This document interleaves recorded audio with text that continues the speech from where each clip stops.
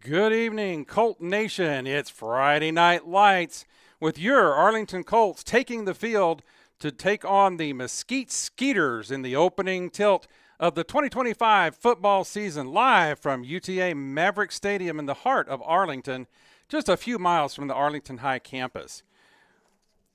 A little bit late getting on the air tonight due to some slight technical difficulties, but we're now live and ready for kickoff. Arlington High has won the toss tonight and are dropping back to receive the kick from Mosquite, and we're about ready to get this season underway. We're going to do our best to catch up with some of our pregame statistics so we can share these things with you to get this season kicked off here. But right now we've got number 36 for Mesquite, Ronald De Vicente, backing up to kick off tonight's game as your Colts are going to be moving from left to right on the ball field. And we're ready to get this game underway. Kick goes to the deep man in the formation. He gets forward motion to the 10, the 20-yard line. He breaks a tackle, gets up to the 25-yard line, breaks a few more tackles before he's finally brought down by several of the Skeeters.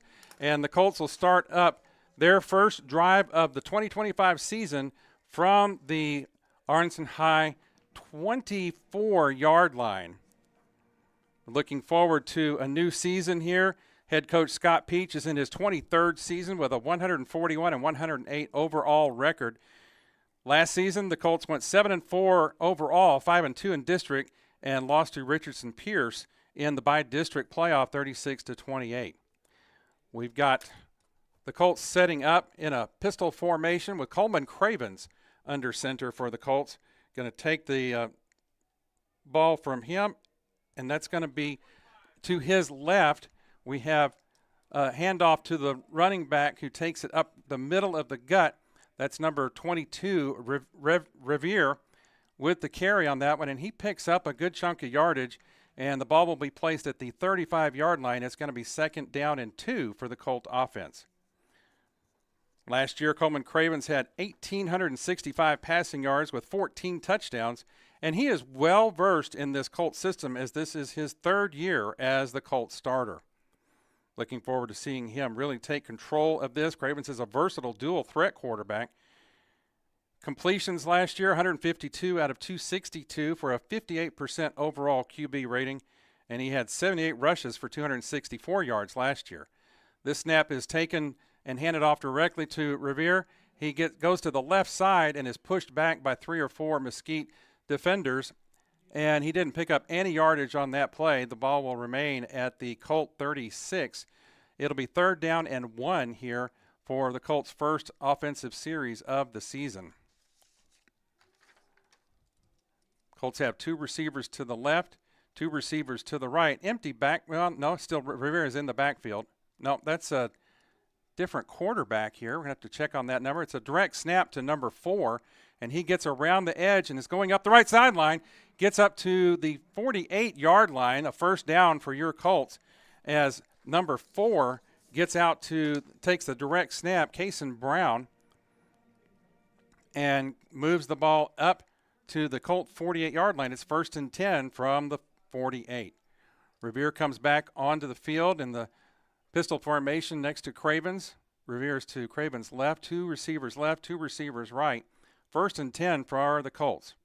Revere goes in motion to the left. Coleman back for his first pass of the season across the middle, and it may be caught. Nope, it's not caught. It is dropped at the last second as number 4 on that play, Kason Brown, does make the reception for just a minute, and then it's knocked free by the Mesquite defense. Jamar Burton, looking for another good year from him. He had 556 yards rushing last year, 244 receiving. He's going to get the ball in mainly the wide receiver slot position this year. Colts have trips to the left this time, 1 receiver to the right. Revere in the backfield with Cravens. Lots of options here. Revere goes in motion. Coleman takes it up the middle, across the 50 to the 45-yard line into Mesquite's territory before he's finally brought down. Lots of choices for the quarterback there, the experienced quarterback. And he called his own number on that one. Picked up 6 yards on the play. It'll be 3rd down and 4 here from the Mesquite 46-yard line. 2 receivers to the left. one receiver out right, wide right, and a tight end in the position. Cravens and Revere in the backfield. Man goes in motion, and it's handed off to him. He comes around the right edge, breaks the edge, goes forward, gets to the 35, the 30, the 20. He's going all the way to the touchdown. Jamar Burton, touchdown Colts. Jamar Burton swept around the right side, broke up field going forward. Oh, it looks like he stepped out of bounds. Wait a minute. The side judge on the near side here is waving his arms as if Burton stepped out of bounds just before he broke free there. Let's see what they call. Coach Peach is out on the field. I don't see any yellow on the field. Let's see what the referee calls here. Some sort of infraction maybe here on this play. But they're bringing that ball back. So take that touchdown off the board. It was a great play and a great move there. But there is a 10. Well, let's see what the referee does with this ball. It's a 5-yard walk-off, so it must have been motion. It was holding. Holding is the call from the referee on the Colts. There was no yellow flag on the field anywhere during that play. They just brought the touchdown back and called the holding play. So the ball is now spotted at the Mesquite 42-yard line. It'll be 1st and 10, so the holding was after the play was in motion. Holding call from the spot of the foul at the 31-yard line brings it back to the 41, and it's 1st and 10 Colts from the 41. Pistol formation, Revere goes in motion to the left. Coleman Craven's back looking for a pass, scrambles to his left, goes further left towards the far sideline, is finally brought down by the Skeeters at the 35-yard line. Coleman looked downfield, and his receivers were well covered, and he decided to pull the ball in and tuck it away and run upfield. He scooted to his left for a while and then turned upfield, got as far as the 36-yard line on that play. 2nd down and about 6 here as he picked up 4 on that little scramble. The Colt receivers were well covered on that play. Craven's back in the slot in the pistol formation with Revere to his left. And another referee comes in and calls a timeout by Mosquite. I'm going to do a little bit of the pregame show as we do this timeout here. Fans, the pregame show would have been prevented in its rightful slot by Chapman Cornelius Insurance Services, Inc., a family-owned business with a team of professionals who have served the Arlington area for over 50 years. Don't let insurance be a headache. Chapman Cornelius can help you create a custom insurance plan tailored to your small business's needs and budget. Call April or Jason today at 817-265-3346 or go to chapman-cornelius.com. So a little bit more about the defense for the Colts here. The defense has a trio of reliable leaders in its linebacking core. Junior Luis Mendoza had 54 tackles and 5 of those tackles for loss last year. Seniors Troy Gaston III had 42 tackles and Troy McDaniel 46 tackles. Defensive tackle Cam Gray and defensive end Hayden Bostic had 43 tackles and 4 of those for tackles for loss. And both of those young men were all district honorable mentions last season. In each of the past 4 seasons, Arlington has fallen in the by-district round in the playoffs. With their offensive leader back in Coleman, Cravens, and senior leaders on defense, they'll be looking to gallop over that hurdle this season. Coming back to play right now, we'll talk about the Skeeters in the next break that we have, after we take a little break for a commercial next time up. Colts are back and ready to snap the ball at 2nd down and 6. Cravens and Revere in the pistol. Revere to Cravens right. Trips right, 1 to the left. Coleman Cravens back to pass. Long pass down the sidelines, just out of the reach of Jamar Burton. Burton was free. He was covered there by number 10 for Mesquite, Johnson. But it was just about 5 feet beyond the outstretched arms of the receiver, the intended receiver, Jamar Burton. So it'll be 3rd down and 6 for the Colts. They look to the sidelines and look for a new sign from the offense. 2 receivers to the left, 1 receiver split wide to the right. Cravens in the pistol with Revere to his right. Burton goes in motion. It's handed off to Burton, and he is tripped up in the backfield by a Skeeter who got into the line in the Colt backfield, and he impacted Burton just as soon as Burton tucked the ball away. That's number 0, Dakari Spencer for the Skeeters, who got into the Colt backfield and tackled Burton before he could get any motion done after taking that handoff from Cravens. So it's now 4th down and 11 for the Colts from the Mesquite 42-yard line, and it looks like the Colts are going to go for it here. The analytics would say that this is a good place to go for it rather than trying a field goal attempt or a punt. Coleman Cravens in the Pistol formation again with Revere to his left. 2 receivers left, 2 receivers right. Cravens claps for the ball, back to pass, looking left, going left. Receiver is there, but it's thrown way out of bounds. No chance to catch that one. The intended receiver there, Cason Brown. And the Colts will turn the ball over on downs. While we're making the change, let's go to a commercial. We'll be right back. This is high school football presented by Zap, presented by John Wade Roofing. We'll be right back. John Wade Roofing is celebrating 40 years serving the Arlington area. John Sr. played for Colt football and was the team MVP in '76. He went on to play for TCU, earning all conference honors. The family has a Colt legacy that spans generations and wants to help your family's roofing needs, plus gutters, painting, solar, and more. For more information, go to johnwaderoofing.com. Back to live action here. The Mesquite Skeeters are on offense, moving from the right to left. They're in a split formation. A handoff to the right side gets nowhere. The quarterback for the Skeeters, new quarterback this year, number 15, Jaden Clayton, handed that ball off to one of his running backs in the backfield, and he ran for no yards to the right side before the Colt defense brought him down. Mesquite's in a traditional huddle out there. Head coach Raphael Thomas in his first season here at the Mesquite Skeeters. Mesquite playing in the District of Doom, they call it. District 11-6A includes DeSoto, Cedar Hill, Duncanville, Waxahachie. Clayton back to pass. It's a long pass over the middle. It's way overthrown, and there is a flag on the play out there from the referees in the backfield right where the play was intended. We'll see who the infraction will be on. Will it be on the intended receiver or the Colt defender? We'll have to wait and see what the referees call here. Head referee coming up to the 50-yard line, turning on his microphone that we can't hear anyway, and it's a pass interference holding against the Colt defense. So that's going to move the ball up into Colt territory. Mesquite will get a first down and 10 from the Colt 48. Again, Mesquite moving the ball from the right side of the field to the left side if you were watching it on TV. Clayton back in the backfield. He's got one running back and going in motion. That's number 4, Waters. The ball is handed off to Waters. He takes it up the right side and picks up 10 yards as he turns the corner and gets upfield before the Colts can push him out of bounds. That's going to be another first down on that sweep from Clayton, handing off to number 4, Waters. Referees will move the sticks on that 10-yard gain, and the new spot will be the Colt 42. First down and 10, Mesquite. Jaden Clayton handing off to his teammate in the backfield, Krishawn Waters. Waters with him again in the backfield. Three receivers left, nobody to the right.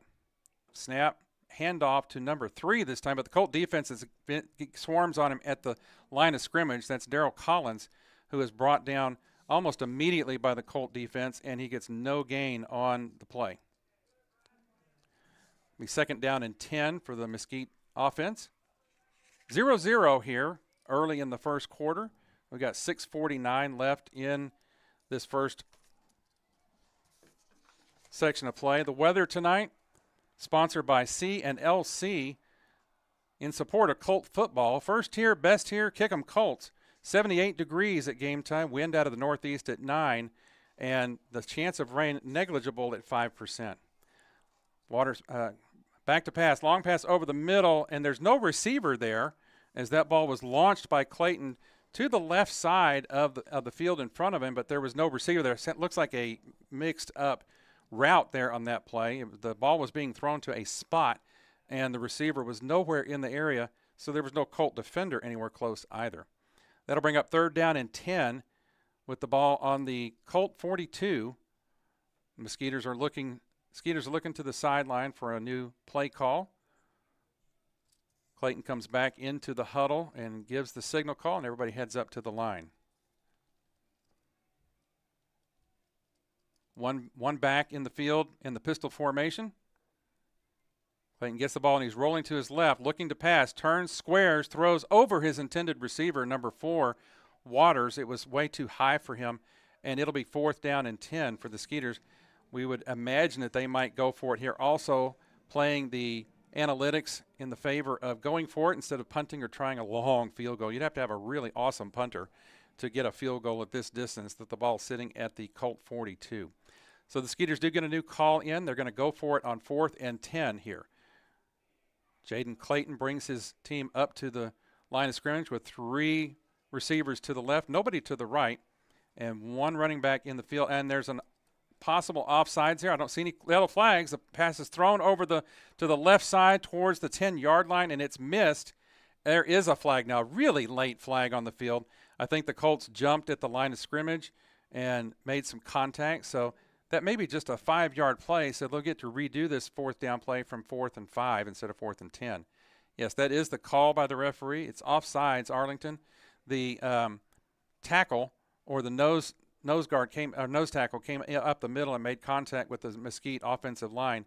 And we'll replay that one now. 4th down and 4, they say. I don't know why the sticks are not. I mean, it's not a 6-yard penalty. Should have been a 5-yard penalty, but the sticks are setting at the Arlington High 32-yard line, 33-yard line. 4th down and about 4 is where the sticks are lined up. We got 2 receivers from Mesquite to the right, 1 wide to the left. Ball is really low, but time is called before the play, and Mesquite called another timeout here to talk about this 4th down play. So some more things about Mesquite. The Skeeters will be settling into a new quarterback in Clayton, but they have who has a promising skill and talent level. Tristan Shaw has a great quickness and led Mesquite in receiving yards last year. He's getting some looks from several of the D1 schools around. Shaw last year had 20 receptions for 422 yards, 21 yards per catch, and 5 touchdowns on the season last year. That's a little bit about Mesquite. Let's go to a commercial now and visit some of our sponsors. This is High School Football on ZAP, presented by John Wade Roofing. Are you a small business owner looking for reliable insurance coverage? Or perhaps you're navigating the complexities of Medicare? Look no further. Chapman Cornelius Insurance Services is a family-owned, independent insurance agency with over 50 years of experience with tailored insurance solutions for small businesses and their owners. Whether you need home and auto, business insurance, or individual or group medical, Chapman Cornelius has knowledgeable agents who will help you select just what you need. Call April Chapman or Jason Ott at 817-265-3346. All right, we're back to live action here with 4th down and 4 on the board. Mesquite took that timeout to get their call straight. Clayton in the backfield, and there's another flag on the play, and it's illegal motion on Mesquite. So let's just move the ball right back where it was, and it'll be 4th down and should be about 10. They're going to set it a yard short. I don't know how that happened. No, they're putting it right at the 10-yard line. So it's 4th down and 10 now for Mesquite. They're going to get another call in from the sidelines. Clayton looking to the side to his head coach, Raphael Thomas, in his first season coming up from Houston. They come back to the line.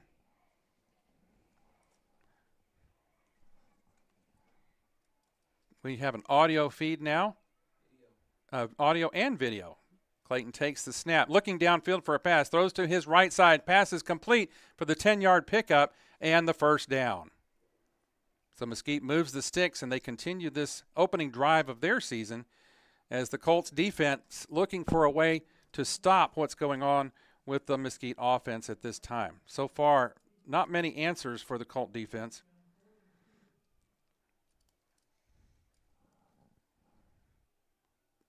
Mesquite brings their team back up to the line. 2 receivers to the right.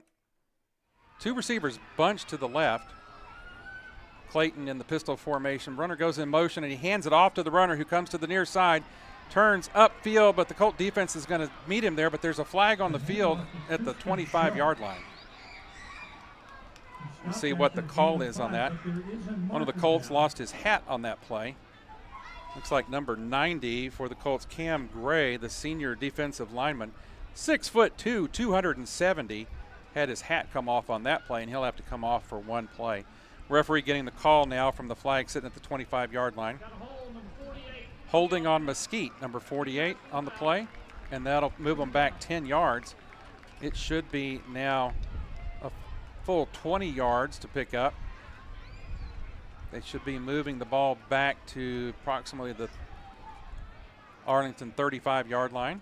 The penalty will move the ball back to the 35-yard line.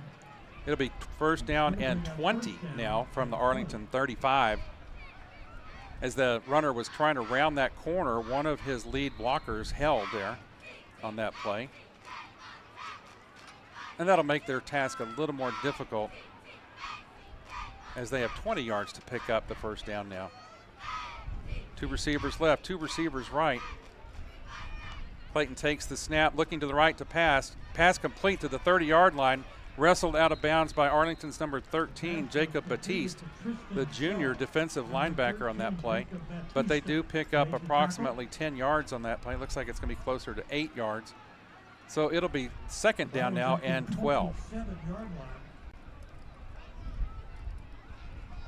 Colt defense moving around. Number 13 for the Colts being replaced. Jacob Batiste coming out for a spell. It's still really hot here and very humid in the late August days of Friday Night Lights. Batiste takes the ball, looks quickly to the left, throws out to the flat, and he gets away, breaks the tackles, and the Mosquite is going to score on that play. That's number 7, Jerome Broadus, with the touchdown and the shake and bake on the near side to get away from 2 Colt defenders, and then it was just open grass to the field to the end zone for the touchdown.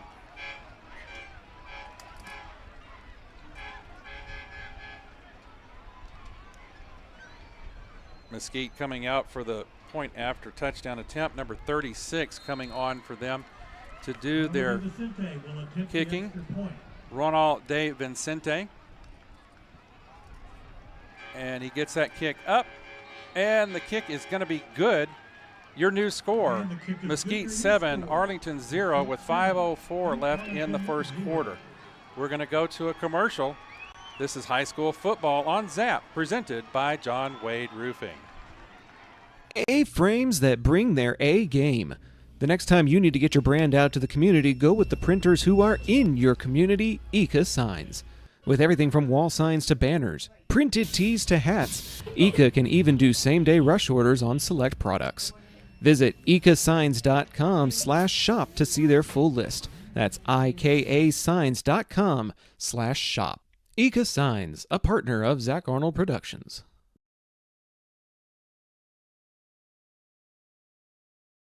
Taqueria Taco Express is the official taqueria of Zach Arnold Productions, with locations in Arlington, Grand Prairie, Waxahachie, and a new location opening in Mansfield. Solving your Mexican food craving has never been easier. Visit them on Taco Tuesdays for their special 5 tacos and a large agua fresca for just $10. Find out more by visiting taqueriatacoexpress.com.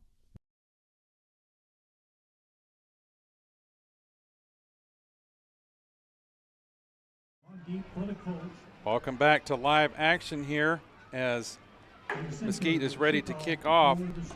Deep man for Arlington, number 22, is back to receive this kick. Max Revere.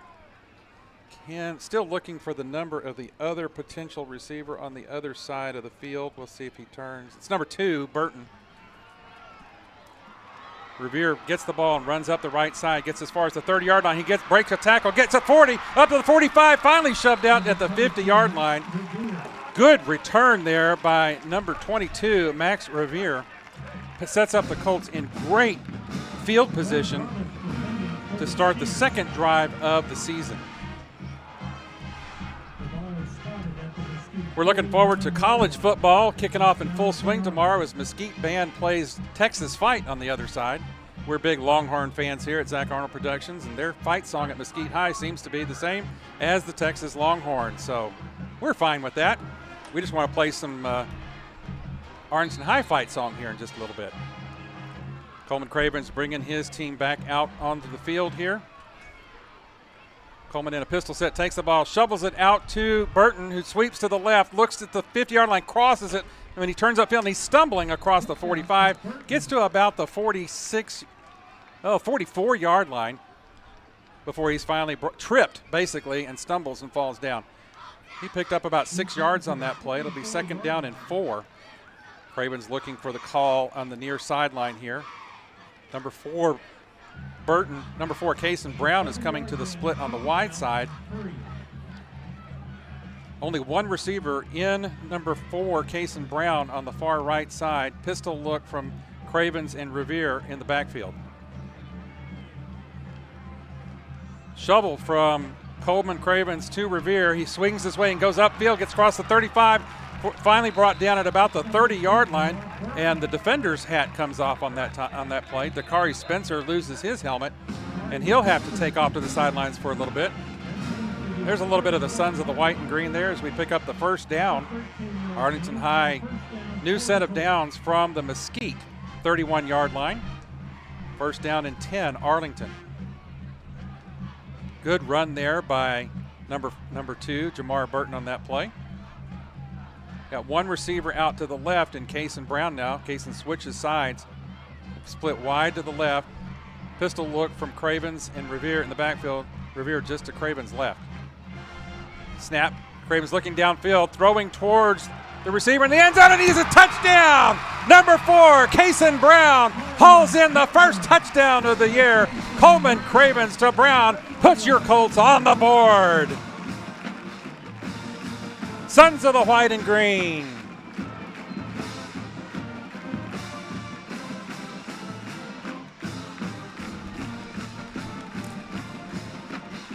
Crowd excited. Good home crowd here at UTA Stadium as number 29 for the Colts comes out to kick.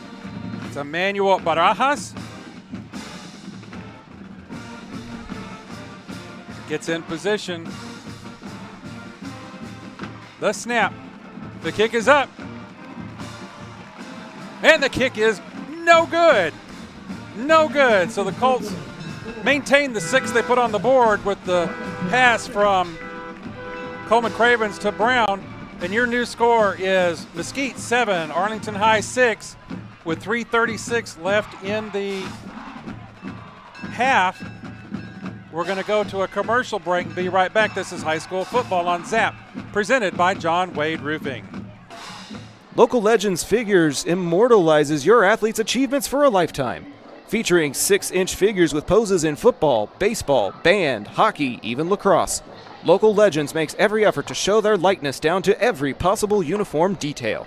To order your custom figure, call 817-681-0393 or email orders@locallegendsfigures.com.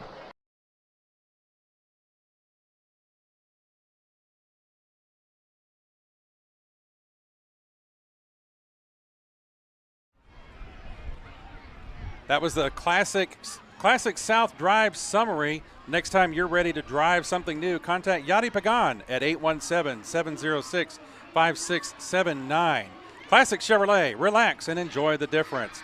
Colts starting field position was from their own 49, and they covered all 49 yards as they get a touchdown to Cason Brown from Coleman Cravens. And your score 7-6 as the new kickoff for this next series is up in the air and going back to Mesquite. The deep receiver picks it up and gets it to the 15-yard line before the special teams unit brings him down at about the 17-yard line. That's where Mesquite will start this next drive. We saw some of the Mesquite ground game. The ground game will rest on the shoulders of the powerful running back Antoine Smith. Smith in 2024 had 101 attempts and 268 yards, averaging about 2.6 yards per carry, and he picked up 3 touchdowns on the season. Mesquite trotting back out on the team onto the field to start their next series.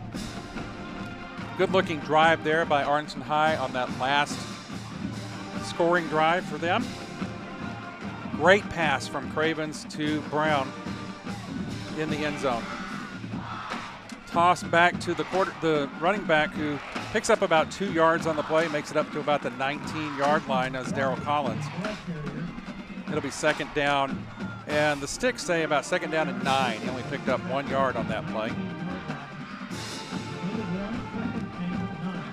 You can hear the Colt band in the background playing the horse, traditional, back to the days when I was in Arlington High School and in the marching band.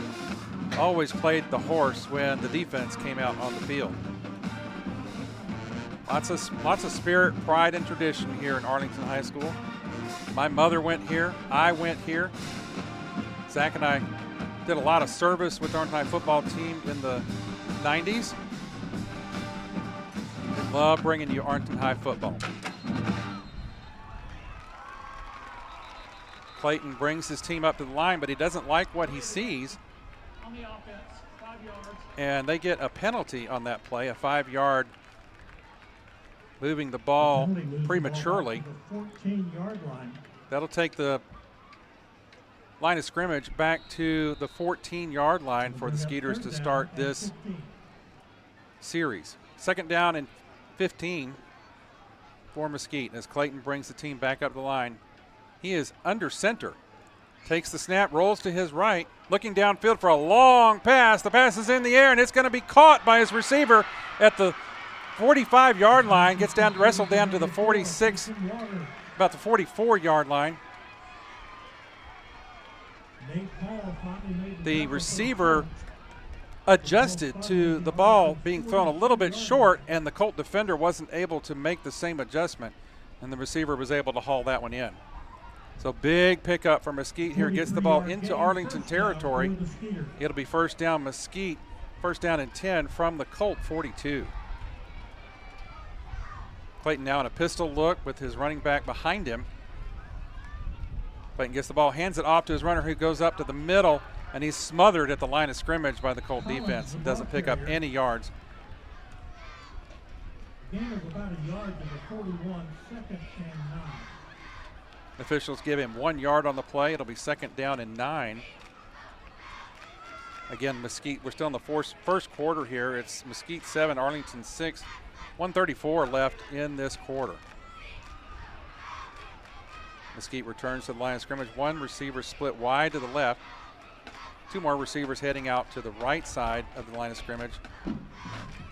Clayton will be in a pistol look with his running back Collins to his right in the backfield. Snap to Clayton. He's looking to pass. Throws to the left sideline. Receiver number 7 is there, and he makes the catch and gets away from his defender. He just wrestles his defender and beats him. And number 7, Jerome Broadus, is in for a 2nd touchdown for Mesquite here tonight. Broadus just flat out out-muscled the defender on that play. Broke the tackle and got into the end zone. Ronald De Vicente coming on to kick the point after touchdown attempt here. This Texas fight comes from the other side of the field here again for the Mesquite Fight Song. 1:05 left in this first quarter. Little motion on the line. The kick is up. There's a flag down. The kick is up and good through the uprights. I'm pretty sure that was going to be a call on the Arlington defense, so this point should stand. We're going to go ahead and, yeah, the kick is good. We're going to go to commercial. This is high school football on ZAP, presented by John Wade Roofing. Pools in Texas need servicing all year long. At Rami Pools, LLC, we provide quality pool services such as cleaning, maintenance, and repairs. So call 469-951-0107 for a free estimate and ask for Roberto. Rami Pools, LLC. We're going to make you fall in love with your pool again. Hablamos español. Modern West Windows and Doors is a partner of the ZAP network. They're also partnered with trusted industry leaders like Lowen, Weather Shield, and Simpas to guarantee quality product and installation. Whether you're searching for new concepts for your entryway, living room, dining room, bedroom, or even a workshop, Modern West has the solutions you're looking for. Visit the showroom at 1211 6th Avenue in Fort Worth or visit modernwestwindows.com. Coming back to live action here as Mesquite comes out for the next kickoff here. Some more information on Mesquite on the defensive side of the ball. Dakari Spencer has had 54 tackles and 5 of those for loss last year.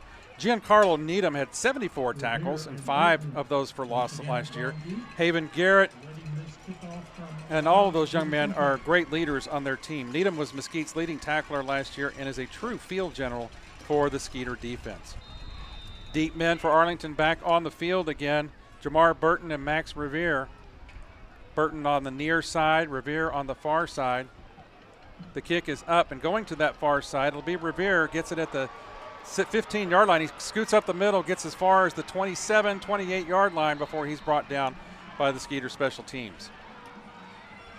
59.5 seconds left here in the first quarter. Mesquite 14, Arlington 6. Coleman Cravens will be bringing his team back onto the field here and try and get another effective drive like they did last series, going 49 yards and finishing it off with that long pass from Cravens to number 4, Brown.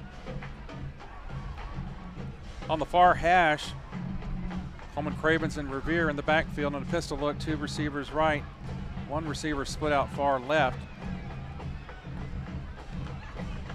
Going in motion is number 7, Nelson. Handoff is to Revere, who scoots up the middle through a hole blown open by the offensive line, and he gets up as far as the 29-yard line before he's brought down. I'm sorry, the 34-yard line. 34-yard line. Good 7-yard gain, higher than his average usually is. Second down and 3 here. 2 receivers left, 1 receiver right. 1 receiver in the slot position on the left. Coleman Cravens hands it off to Revere, who goes in up the middle again, and he breaks it free, and he's going to go to the house. 35, 30, 20, 10. Touchdown! Touchdown Colts, number 22. Max Revere on the handoff and scoots through a hole right up the middle. Great job by the Arlington High offensive line. They blew a hole open that they could drive a Mack truck through, and Max Revere evens this thing up a little, gets it a little bit closer. Sons of the White and Green blaring from your Colt band in the background. Colts are going to line up and go for 2 on this play, folks, to try and even this thing straight up. Cravens looking to the sideline for the call from the coaches. Revere in the backfield. 1 receiver left in number 4, Kason Brown. 1 receiver to the right in Jackson Nelson. Number 2, Burton coming back on the field to go into the backfield. Nope, he's going to go over in the slot position. So it's going to be a pass play, it would seem, unless Coleman Cravens puts the wheels on. We'll see what the call is here. And Coach Peach wants a timeout. Let's look back at that scoring play real quick. The Classic South Drive summary. Next time you are ready to drive something new, contact Yanni Pagan at 817-706-5879. Classic Chevrolet. Relax and enjoy the difference. That scoring drive started at our own 27-yard line, covered 73 yards, finished in a touchdown by Max Revere running the ball up the middle. That's his 2nd touchdown of the night. I'm sorry. 2 plays was that last scoring drive. Great run there. Great hole blown open by the offensive line, and great run by Max Revere, number 2 for, not number 2, I'm sorry, Max Revere's number 22 for the Colts. The unsung heroes of tonight's football game. We've been playing a home-and-home series against the Mesquite Skeeters for the last several years. Last year we were at Mesquite, and that game was ended up in Arlington's favor in a close one, 23-21. Back here this year looking to repeat the same thing with a win. All the teams are back onto the field now. Revere is back out there in the backfield. Coleman Cravens at quarterback, obviously. 1 man split out to the right for Arlington, 2 to the left in a slot formation, 1 right behind the other on that left side. Number 7 goes in motion for Arlington. That's Nelson. 3 receivers then on the left lined up. The Cravens is back. He's throwing it to the right side to Max Revere, and he's stopped before he can get in the end zone. So the conversion attempt fails for the Arlington High Colts. The score remains Mesquite 14, Arlington 12. Let's take a little break here. This is high school football on ZAP, presented by John Wade Roofing.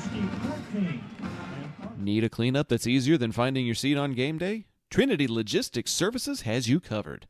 Whether it's your home or your business, Trinity will drop off and pick up the dumpster. No hassle, no mess. Founded by Arlington's own Chet Soto, class of '97, Trinity Logistics Services is proud to serve their hometown. Call 817-693-1302 and let's tackle your next project together. This broadcast is the intellectual property of Zach Arnold Productions. Any use of their multimedia, including audio, video, images, and other content, may not be repurposed without prior express consent of Zach Arnold Productions. We thank you for your cooperation and for tuning in to tonight's broadcast.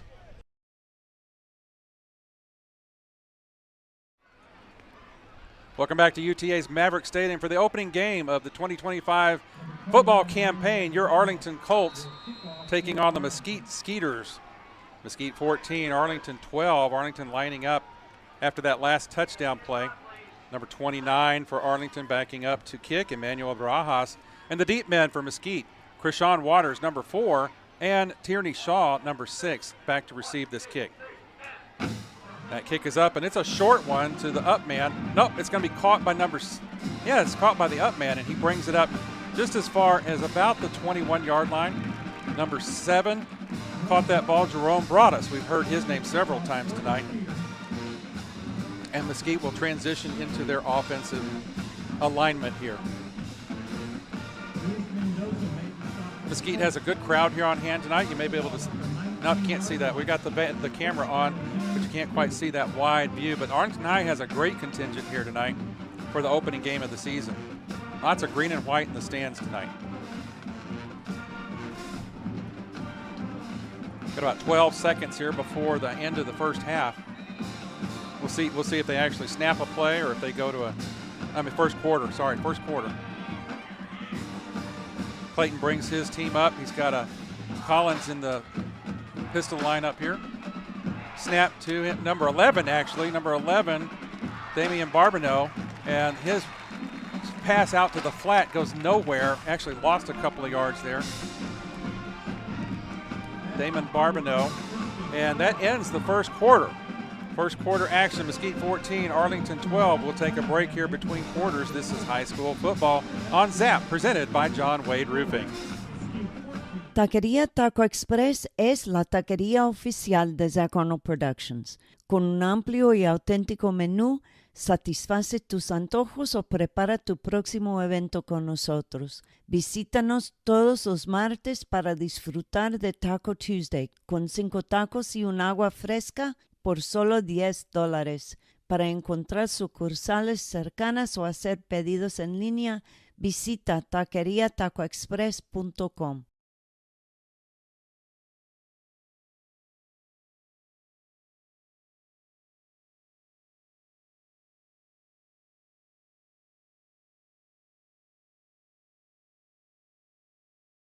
Navigating Medicare options isn't easy.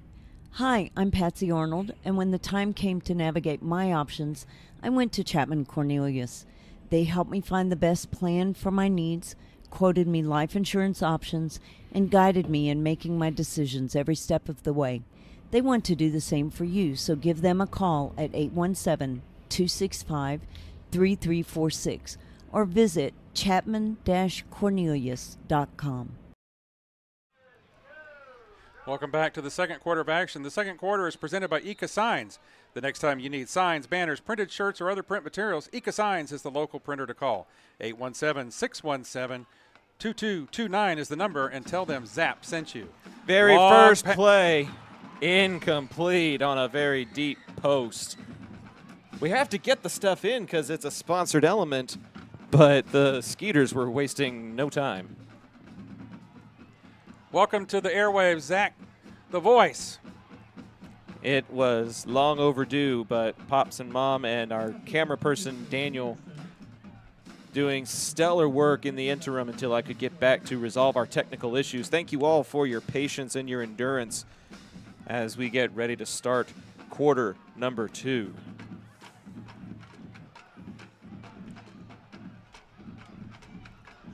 Coming back to action here, Clayton bringing his team out. Clayton in the backfield with his running mate Collins in the pistol. Clayton back to pass. Just a short one over the middle to the 20, 25, 30, going upfield, taking on the Colt defense. Darryl Collins sneaking out of the backfield and making that short reception and picking up some good yards after catch on that play. And Mesquite gets up to about the 41-yard line.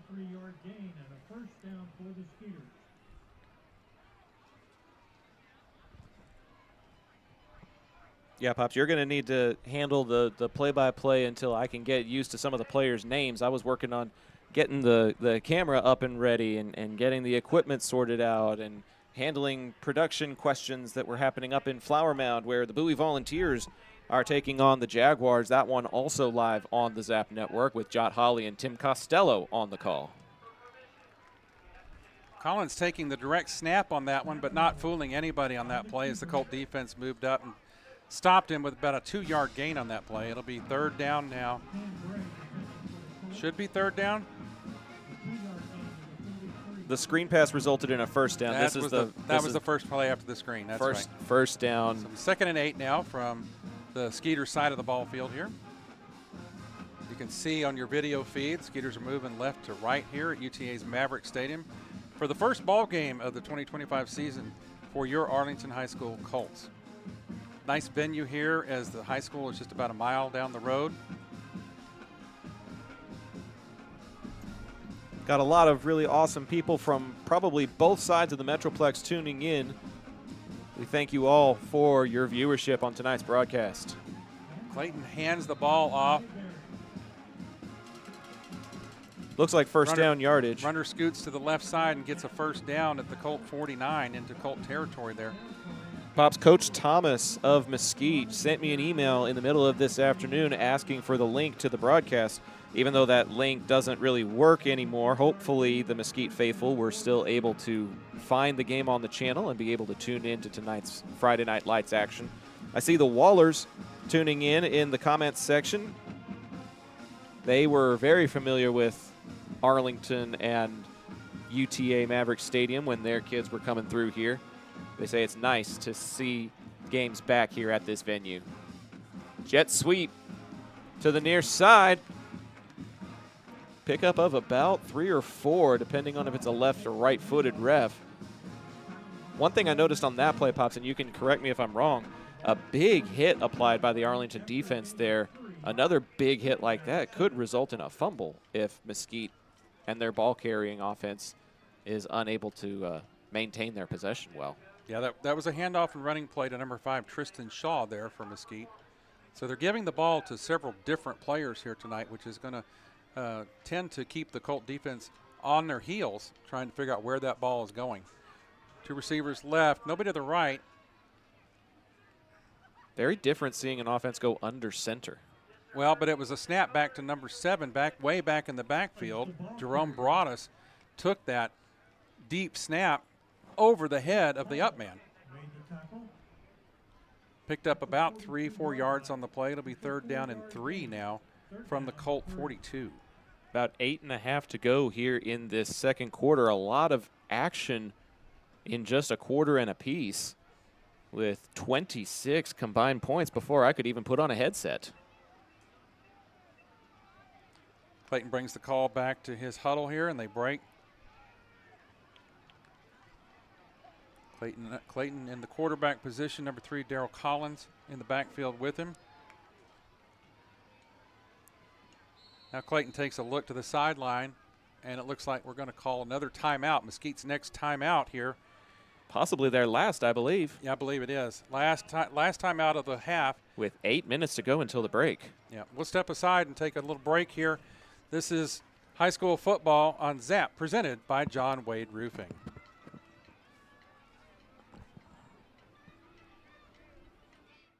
John Wade Roofing has been serving the Arlington area since 1982, but the Wade legacy runs much deeper in the city of Arlington. A pioneer family that has had roots going back decades, John Wade and Company saw relatives attend the Cooper Street Arlington High campus and has had members play in Colt athletics for decades, and they're looking forward to serving this community for decades to come. Find out more at johnwaderoofing.com.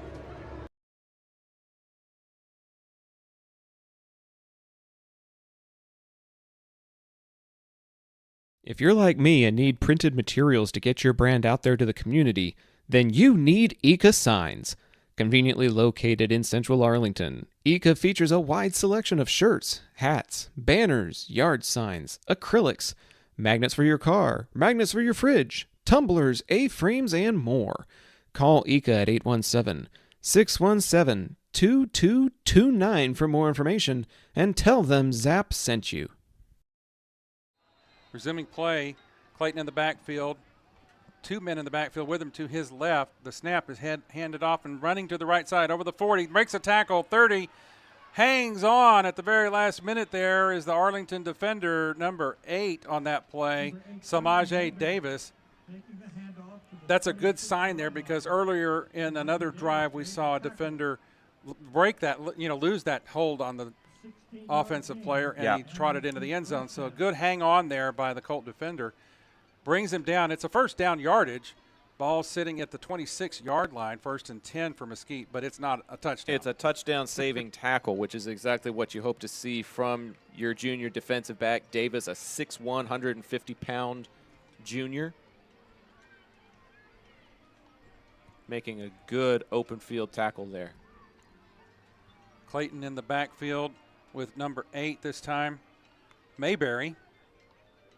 Throw out to the flat, turns upfield across the 20-yard line, gets another first down on that play before he's pushed out of bounds by the Colt defense. What I'm seeing is Mesquite working very quickly to put the ball in the hands of speedy playmakers.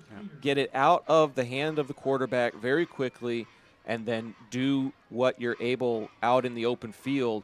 There's some screen passes. There's some passes out to the flat, bubble screens and the like. And so far it's working for them. Chunk yardage that puts them inside the red zone. And again, lots of different personnel in their offensive scheme. This time we're back to number 3, Collins in the backfield with Clayton. Deep, that almost eye look. Handoff is to Collins. And I thought he broke a tackle. I thought that guy that busted out. I thought he broke through. We're very high up in this press box here at Maverick Stadium, and so sometimes our vantage point will get the better of us. But, yeah, that was a good, clean tackle back at the 16-yard line. It's actually a loss of about 2, so that'll bring up 2nd and long. Playing behind the chains is something Mesquite's offense has not done much of this first half. Clayton giving the call to his huddle, and they break and go to the line. Number 3, Collins in the backfield with Clayton once again. More of a pistol look this time. Snap, looking downfield to throw, rolling to his right, and he gets swallowed up by the Colt defense on that play. That's a coverage sack. That's the defense doing their job, because I think Arlington only brought 4 on that play, and that 4 was all that they needed. Yeah, senior defensive lineman Anthony Mendez was one of the hosts of Colts that shut down that play. Kadir Lynn, a senior defensive lineman, 290 pounds, also going to get a half sack on that one. Ball all the way back to the Arlington 29-yard line. If it gets 24-yard line. If it gets much further, it'll be a very long field goal attempt. At the high school level, 40 to 42 is not a guarantee. Collins comes out to the right side. Clayton throws to the left, though. Misses one defender, and the play is going to get up to close to the 12-yard line. Not quite enough for the first down. First down marker sitting right about the 4-yard line. So it'll be third down and about 8. Possibly in range for a field goal attempt. Haven't seen any action from the Mesquite field goal kicker here. But of course, they're going to be looking for a little bit more than that. Colt defense needs to hold the line here. Because love isn't always on time. I thought that was funny. Big third down in the red zone and a big package with a couple of tight ends here for the Skeeters. Clayton under center. Looking to pass, rolling to his right, throwing towards the end zone. And great defense. Yep, just beyond. It was broken up. That pass was deflected by number 10, Dermon Cunningham. He saw the ball, swatted it away, and is forcing a Mesquite field goal. Great, great defense. Hopefully. That was a 4th down attempt. The scoreboard showed 3rd, but they were going for it on 4th. That's actually Colt football. That's a big stand for this defense to force them to go 4 and out. And no points on the board. And That's no awesome. points allowed. 4:53 to go until halftime. Arlington with a chance to take the lead. Coleman Cravens brings the offense back out onto the ball field. Number 2, Burton trotting out there. Going to join Cravens in the backfield, it looks like. Jamar Burton and Cravens in a pistol look. One receiver split out wide left. Toss to Burton. Gets up the middle. Gets to about the 20-yard line on that play. Picks up some good yardage, 8.5, 9 yards. I mean, you can average 7, 8 yards per play. You're moving the sticks pretty consistently. Ball spotted at the 21-yard line. Colts change out some of their personnel. Donna Nipper tuning in from Mississippi, as always, cheering on the defense. Second quarter up north, the Bowie offense is struggling to get moving. They trail Flower Mound 7-0. Quite a contrast from the time they played a year ago, as this is first down yardage on the run here. Pops, that game between Flower Mound and Bowie that's also on the Zap Network tonight went to double overtime at Wildman Field last year. Final score 50-48 in favor of the Jaguars. A high-flying affair. Seems to be a defensive battle this time around. Yeah, we were listening to that ball game in the car after we left the game at Mesquite. And it was just back and forth and back and forth. Very exciting finish to that game, just not in the favor of the team we wished it was. Cravens in the backfield. First down yardage. Looking to throw to the left side. Gets it out to number 6, Moore. Gets pushed out of bounds at about the 28, it looks like. 28-yard line. Good pickup on that little short pass to the left side. Looked like a bit of a swing pass possibly to try to get your man in motion. Mesquite's been going out in the flat where their players can plant their feet and complete the catch. But with that one to Christian Moore, he was in motion and trying to catch it in stride so that he could pick up a few extra yards. Ball spotted at the 27-yard line. I have 6 to go for the first down. Cravens in the backfield by himself. Burton goes in motion, and he's now in the backfield. And I think the referees are going to call a motion flag on that. False start against the Colts. Back them up 5 yards. That'll make it second down and about 11. About 3.5 minutes to go with 2 timeouts for Arlington, so they do have plenty of time, but you don't want to be going back on the yardage very frequently. When we go to halftime, there will be a Colt conversation with head coach Scott Peach that you'll get the pleasure to listen to as we get ready for half, as Cravens takes it himself on the near side and picks up the yardage that they lost on that penalty back to the 28-yard line. A little zone read action there, trying to read the linebacker and see where the true crease is. Yeah, we mentioned in a little bit of the pregame that Cravens is a versatile dual-threat quarterback, picking up some good yardage through the air at 1865, but also picking up good yardage on the ground with another 264 with 78 rush attempts last year. This one's a direct snap, and it's going to go for big yardage. Kason Brown's got it. He's up the sideline. He's inside Skeeter territory, down at the 39-yard line. A big pickup for Kason Brown, the sophomore. Galloped out of the Wildcat to the 40-yard line. You know, Pops, last couple of years we had Isaiah Robertson with a wild horse that we were calling the Maverick formation. Looks like this sophomore may have a little potential, as the stadium announcer, Mr. Wolfskill, called it a Wildcat formation, a direct snap to number 4, and it'll move the sticks into Skeeter territory with 2:30 to go in the half. Cravens in the backfield by himself. 2 receivers right, 2 receivers left. Cravens makes a little bit of adjustment with his center and his offensive line. The snap to Cravens. He's looking left, throwing left. Number 4 catches the ball, Kason Brown. He sneaks away from a couple of tacklers and gets up to about the 31-yard line. Close to a first down, but it's still going to be about 1 yard to go. Second down and 1. If this was the college level, we would be hitting the 2-minute timeout, something that's been recently incorporated at the collegiate level. Looks like the Colts have a player that's a little shook up here, number 4, Kason Brown. He collected a pretty big hit on that play for sure. Referees have called a timeout here, I believe, and we're going to step aside here for a short little break. I'd like to remind you this is high school football on ZAP, presented by John Wade Roofing. From weekend cleanups to major projects, Trinity Logistics Services has the perfect fit for you. With dumpsters ranging from 10 all the way up to 30 feet, they handle both drop-off and pickup so you can stay focused on cleaning up the win. Call 817-693-1302 today and let Trinity Logistics Services help you score big on convenience and efficiency.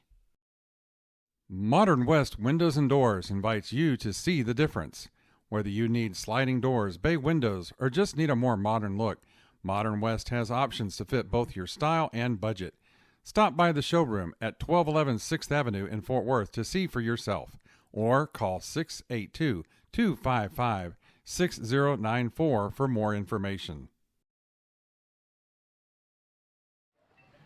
Back to live action here.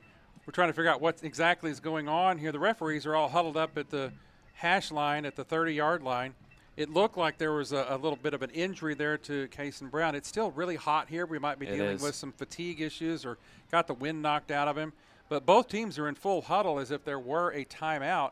But there's no timeout from Arlington taken off of the scoreboard. No, so. Coach Peach took one in the first quarter, and he hasn't been charged with one since. Mesquite is out of timeouts. Hey, you can't take them to the locker room. You might as well use them. Yeah. Maybe the scoreboard's just a little bit behind. 2nd down and 1 as the Colts come back to the line of scrimmage and get ready to run this next play. Craven's in the backfield with Revere. One receiver in the slot, one receiver split out far to the left, one receiver right. Need just 1 yard here. Burton goes in motion. Coleman Cravens goes up the left side behind 2 tackles that are pulling, and he gets the first down and then some as he rambles all the way down to the 22-yard line of Mesquite. And that's a testament to how shifty Burton is, that you have to pay attention to him. Yeah. And when the defense collapses on that man in motion, it creates a great read that Coleman makes and is able to move the sticks.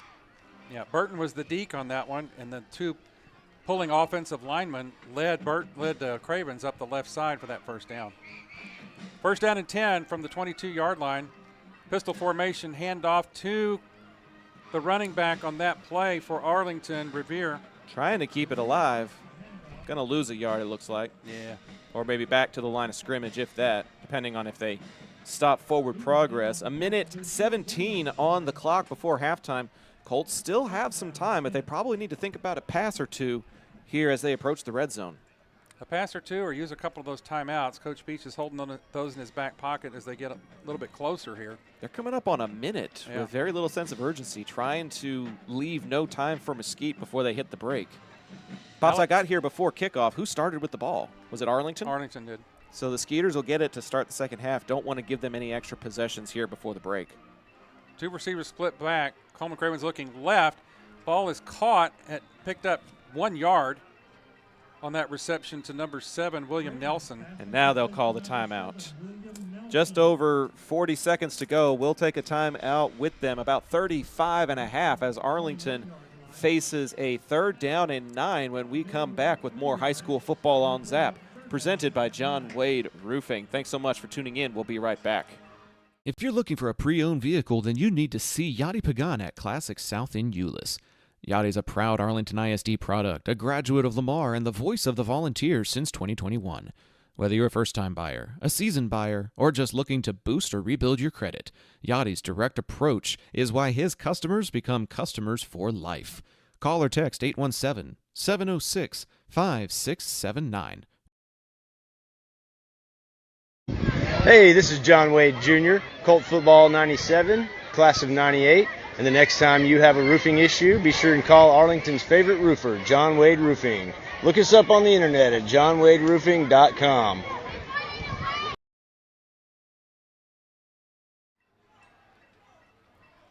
Welcome back to Maverick Stadium here on the campus of the University of Texas at Arlington. Arlington High hosting the Mesquite Skeeters in this opening game of the 2025 season. The Colts come back out after that timeout. It's going to be 3rd down and about 9 to go here with 39.5 seconds left in this half. Craven's in the backfield by himself. 2 receivers left, 2 receivers right. Craven's making an adjustment at the line. The snap. Craven's looking right, throwing right. It's a lofting throw to the end zone, and it's just a little bit out of the reach of the intended receiver in that corner. It'll be 4th down now. Let's see what Arlington chooses to do. Well, they choose the field goal attempt. That ball was intended for number 3 for the Colts, Jackson Nelson. Looks like a kick will be attempted, Pop, on this left-hand hash here. It would give Arlington the lead, but it's from about 38 yards for Barajas. We'll see if he can make it. Kicker number 43, Pierce Ling. Oh, this is Ling coming out. My mistake. Snap is down and good. The kick is up. It's a flat one. Is it going to sneak through? It does! Field goal for Pierce Ling, and the Colts put 3 more on the board. The Classic South Drive summary. Next time you are ready to drive something new, contact Yanni Pagan at 817-760-5679. 706, sorry. 706-5679. Classic Chevrolet. Relax and enjoy the difference. Colts starting field position was their own 12-yard line. 88 yards on the drive, ending with a field goal by Ling. Took 10 plays on that particular possession, but we put 3 more on the board. Your new score, Arlington takes the lead, 15-14. We'll take one more break and be back for the final 28 seconds of the half here with high school football on ZAP, presented by John Wade Roofing. We'll be right back. PDA Advocacy Group supports CCMR, college, career, military readiness, a set of educational standards designed to help students be better prepared for post-high school life. If college-bound, take entrance tests, dual credit courses, earn a 2-year degree prior to graduation. If you're going to a career, take classes that will result in industry certification, mechanic, computers, welding, etc. The options are vast. Military? Enlist in the armed forces as a career. CCMR, driving towards success in life. Back to live action here as the deep men for Mesquite drop back to receive the kick from Pierce Ling, who just put 3 more points on the board for the Colts. Back deep for the Skeeters, number 4, Krishawn Waters, and number 6, Tierney Shaw. New score, have the Colts up by 1 here, heading to halftime with only 28.5 seconds left. 28.5 seconds left in the first half of this first game of the season. The kick is a short one to the midfielders. Caught at the 20-yard line and dropped, but picked up again before the Colt defense gets, the Colt special teams gets there and swallows him up with a whole host of Colts. And that leaves about 24 seconds left here in the half. That was number 8, the up man, Mayberry, with the reception. It was intended to go towards number 4, Waters, but Mayberry was about 2 yards in front of him making the catch. About 24 seconds until the break, and then we'll have the halftime show presented by Taqueria Taco Express, the scoreboard report presented by Ika Signs, and a Colt conversation with Coach Peach. All of that still to come during the break, so don't go away. We've got a lively halftime coming up and what should be a fun second half based on how this first half has gone. Yeah, it's another tight one here, just like we saw at Mesquite last year. These two teams seem to be pretty evenly matched. Haven't seen a whole lot of penalties here. Typically, Zach, we see a lot of miscues and a lot of flag penalties, a lot of motion, a lot of offsides. We've seen 1 or 2 of those tonight, but not a whole lot for this first game of the season. It's a pass play. The Skeeters want to try something. And I think that's a pick. No, the side judge says incomplete. A foot on the line. Arlington almost forcing a turnover there. That was a close one. Number 10, Cunningham, getting his hands on the ball. When the Skeeters get a break there. One of the best mascots, I think, in Texas high school football, the Mesquite Skeeters. I love that one. The mnemonic association with it, the way they sound so similar. It's got to be top 5, top 10 mascots in all of Texas high school football. Right up there with the Hutto Hippos. I was going to say the Hutto Hippos, the New Braunfels Unicorns, and Mesquite electing to play it safe since they get it to start the second half. They'll take a knee. They'll head to the locker room, but the Colts will head there with the 1-point advantage after the big field goal off of the foot of Ling. That'll do it for the first half of action here at Maverick Stadium. Up next, a Colt conversation with Arlington High coach Peach, and then we'll have more fun for you here with the Taqueria Taco Express halftime show. Thanks so much for tuning in to tonight's broadcast. We'll be back with halftime in the second half right after this. The 2025 season is upon us, and at the time of this recording, it's the first day of practice, so it is literally just now getting underway. And for those of you tuning in on this halftime show, it's a Colt conversation with Coach Peach.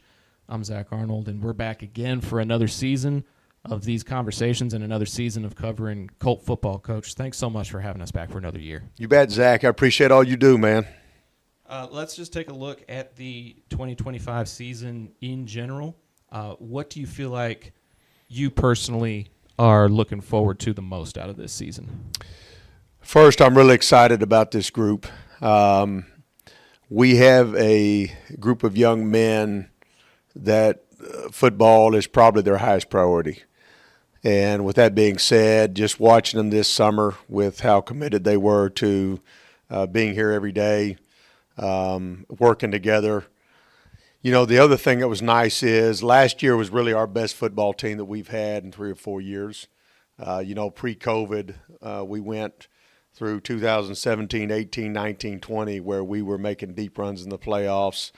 And then after COVID, we didn't have the same type of production that we'd liked, although I'm proud of those teams. But last year we had a very successful season, and so I'm excited about building off of that with this group. The other thing I'm most proud of with this group is the accountability to each other. We talk a lot about accountability to your teammates. And we've got a lot of guys in leadership positions that do it right and then also are willing to hold their teammates accountable. So, you don't know till you take the field and see what it looks like, but I'm really excited about this group. You were talking about the momentum from the previous season. It was still probably not to the hopes or expectations of what the Colt community might be used to. You do have a long playoff streak, but you were talking about the talent and the inability to get past the first round, and that's something that has been backing this team up since COVID, as you mentioned. What do you feel like there is about this team that might be able to get you over that hump this year? Yeah, I think the first thing is, just the belief that we can. I think we've got to get to a point where we have the confidence going into those games, in the playoffs where we can. I think, too, now, Coach Hensley and our defense are going on their fifth year together, and that's a great thing, too, because the transition we made going back to the 4-3 defense, just takes some time to kind of get a rhythm on, and so I'm excited about that. It comes down to kicking game a lot of times, too, and I'm really excited about our kicking game this year. I think that we're going to be doing it at a really high level. And then, when you've got a third-year starting quarterback, if we can keep him healthy, I just believe that that's a big asset for us. He ought to be one of the top quarterbacks in DFW. And on top of that, too, we have not had a 3-year starting quarterback in the 23 years that I've been here. And to have that in Coleman Cravens is a huge blessing. And I think that when you get into those big ball games, as we start talking about a game for a district championship, as you start talking about a first-round playoff game and things like that, that experience is going to pay dividends, for this team. After one team's unfortunate absence last year, Arlington now has the longest playoff streak in the district. How does that make you feel, number one, and how what kind of pride do you as a coach and with the coaching staff that you've got, how do you feel about that type of consistency that you've been able to build? Yeah, I think it's important for our community to hear that. You just said that our community has a set of expectations of where we need to be better than what we are. And so that being said, I think they need to hear, too, that there are a lot of good things going on.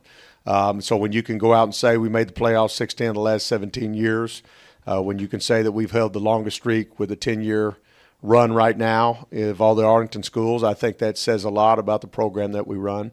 One thing I'm really proud of here is that, stability is a big part of our coaching staff. This will be year 23 for me. Coach Nelson, Coach Story have been with me the entire time. And then on top of that, I've got a lot of coaches on my staff that have been with me quite a while, or they either played here or played with me or started with me from the beginning. So I think that's important for parents to know because, again, why would I send my kids to Arlington High School? Well, I'm going to do that because I know what I'm getting when I get there. I know they're always going to compete at a high level. I know they're going to look out for the best interest of my child.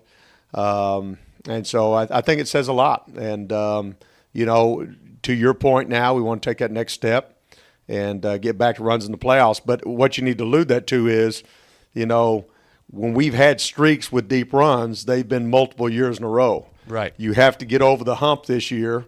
And once you get over that hump now, all the kids behind it are used to being second-round playoff team, third-round playoff team. Right. But at some point, you got to get over the hump, and that's the goal with this football team. You've lost a pretty heavy senior class. A lot of seniors graduated last year. And during the banquet, you lauded them as the ones that kind of helped break through after COVID kind of decimated things. And they're the ones that stuck through the program, had a lot of resiliency, but there's a lot of seniors gone. There's a lot of D1 talent that's moved on. Who do you feel like you're going to lean on? You mentioned Cravens being a 3-year starter, but who else is there to lean on after so many seniors gone? Yeah, so I think if you just take our 6 leaders of our football team right now, I mentioned Coleman Cravens. Jamar Burton is a 3-year starter in the slot.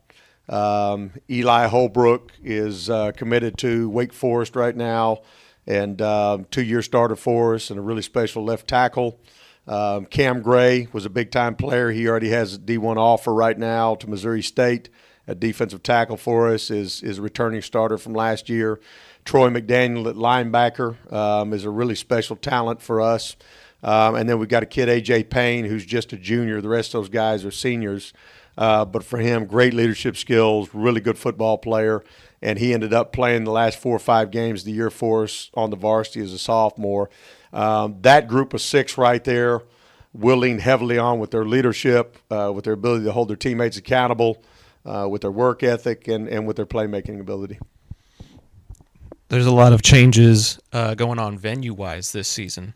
You get to make a return to UTA. A majority of your games will be played there just because of the renovations and changes that are being made within the district. How does it feel to make your way back to those stomping grounds? It's literally right down the street. There was a pretty good fan turnout for the Martin game. What's it like going back there? Yeah, we're really excited. The problem was 5 years ago that basically UTA and AISD had run into a dead end. And I had watched it for about 2 years take place. And the problem was it needed some updates. UTA was at a place where they really weren't willing to at that time. And Arlington ISD wasn't really willing to take on the financial means to get those things done. Right. So from that standpoint, that was the transition to Choctaw. And 5 years in Choctaw was a blessing for us. It was a really great venue to play in. The problem was that our community really didn't tie into Choctaw. So as nice as it was for the players and the coaches, it was really – it didn't match our fanfare. It didn't match our student section. The way the stands were set really wasn't conducive to high school football for us. So that being said, when we had a chance to go to UTA last game of the year against Martin last year, it just reminded us how much we belong there. The stands were full. The student section was right on top of us. The cheerleaders could get back to cheering right in front of there. The band was where they needed to be. Creates a different atmosphere. And it absolutely does. And UTA wanted us back. That was the most important thing, was that they were excited about us coming back in there. And so they've got the new scoreboard now. They've got the lights over the top set and ready for us. I've always enjoyed their home side locker room. I've always enjoyed their stands. And so And we're 30 seconds from Arlington High School. So with that being said, getting to play 6 home football games in there this year is going to be really exciting for our community. And I expect our fan base to be a lot bigger this year just because it's easy for our fans to get to that stadium and get in and out versus Choctaw was tough. You also got to beat Martin there at the end of the year last year. That must have felt really nice just to get a notch in that rivalry in front of the home crowd after being away from there for so long. Yeah, I think for us, it really came down to our backs were up against the wall, right? That was a game that we had to win.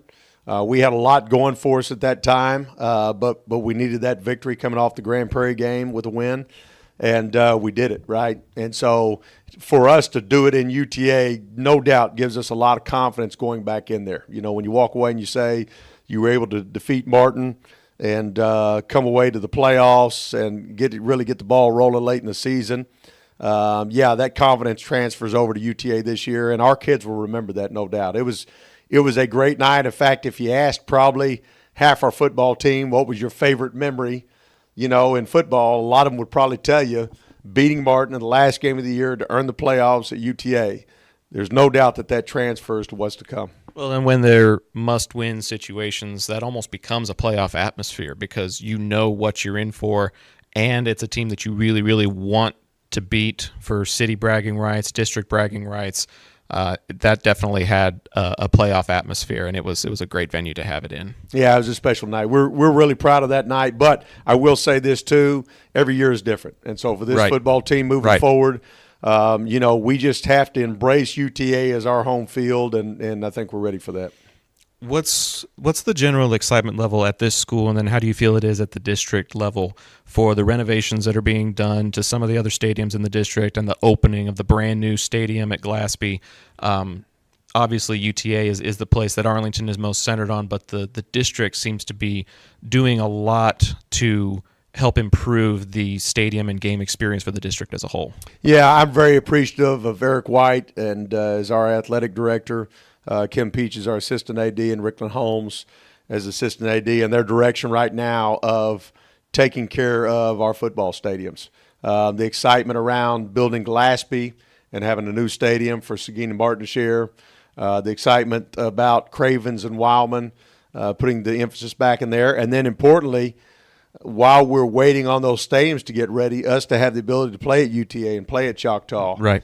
Is a really big deal. That kind of flexibility keeps it within the city instead of having to go up to Birdville or something like that. Yes, and Dr. Smith and Dr. Hill have both, in their leadership, have shown that they want to support us in having places to play at great venues until the time comes when we have those stadiums ready. Right. But I'll give an example. Cravens Field started in 1970. Mm-hmm. And my dad was the head football coach there. Mm-hmm. And when you walk in that locker room, it was built for 35 football players, which was the size of a varsity football team back in 1970, right? Right. We are now 55 years later, and it's time for an upgrade because when Arlington High School shows up over there and we've got 80 football players in a locker room that was built for 35, it just doesn't make sense anymore. Right. And so the excitement that they're going to redo that stadium, that they're going to redo Wildman Field, it's really exciting for the community. And to have 3 really nice state-of-the-art stadiums for our communities is going to be awesome. One last question that I have for you. There's just a rising prominence among 17, 18, 19-year-old kids, a lot of whom you're going to be responsible for, is NIL. When coaches are recruiting, that's probably something that they're talking about, is what kind of exposure, what kind of opportunities they can get.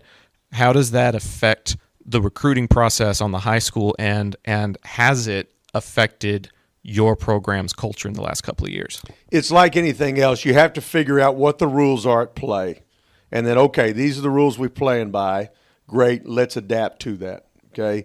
When this whole thing first started about transfer portal and kids jumping everywhere, and then I got to do the same thing with high school, and I got to move to this school to get this or that, I think there was a time of uncertainty for kids, for parents, for coaches of what that looked like. Well, now we know what the transfer portal is, right?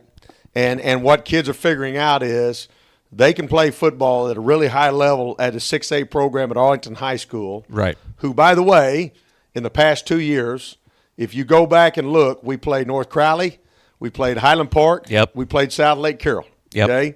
Those were the 3 teams that represented the North in the state championship game this year at AT&T Stadium. Right. We're playing as good a people and as big a ball as there is in the state of Texas. So once everybody settled down, they realized Arlington High School is an awesome place to be for my children. Uh-huh. And the next thing that happened is we've got some big-time guys with Deion Mays going to TCU with an NIL deal. Yep. Isaiah Robertson going to SMU with an NIL deal. Yep. With Caleb Olabode, just a 1-year starter because he got to us late with eligibility, getting a D1 full ride offer to Missouri State. Yep. With Toby Akintati, right? 3-year starter at defensive tackle, going to Division I Houston Christian. Yep. This is a great place to be. But it just took everybody kind of settling down and saying, okay, you know, it's important to play for your community, for these college coaches to get a chance to know where you come from and what it looks like. And then I'll say this about NIL. Regardless of where it's at with college football, I love this for our high school kids at Arlington High School because the opportunity for me to play the game I love, Right. then for it to turn into a full ride scholarship at an SMU or at a TCU, which is Deion and Isaiah, Right. which is a $95,000 a year education, Yep. which if I walk out of there with a degree can change my life forever. Absolutely. Generational change, right? And then on top of that, you're going to pay me monthly to go play the game I love, right? And have financial change in my life that changes not only for me, but my mom and my family is phenomenal. And so from my vantage point, it's outstanding. And this past year was the first year I went through it. And I'm really excited for our kids because to have these opportunities, you know, it's life-changing.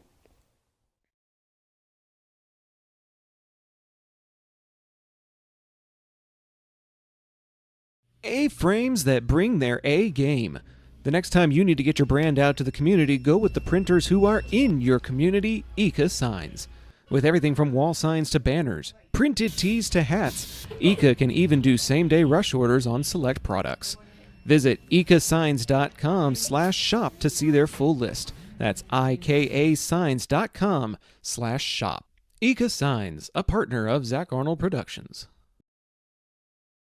John Wade Roofing is celebrating 40 years serving the Arlington area. John Sr. played for Colt football and was the team MVP in '76. He went on to play for TCU, earning all conference honors. The family has a Colt legacy that spans generations and wants to help your family's roofing needs, plus gutters, painting, solar, and more. For more information, go to johnwaderoofing.com.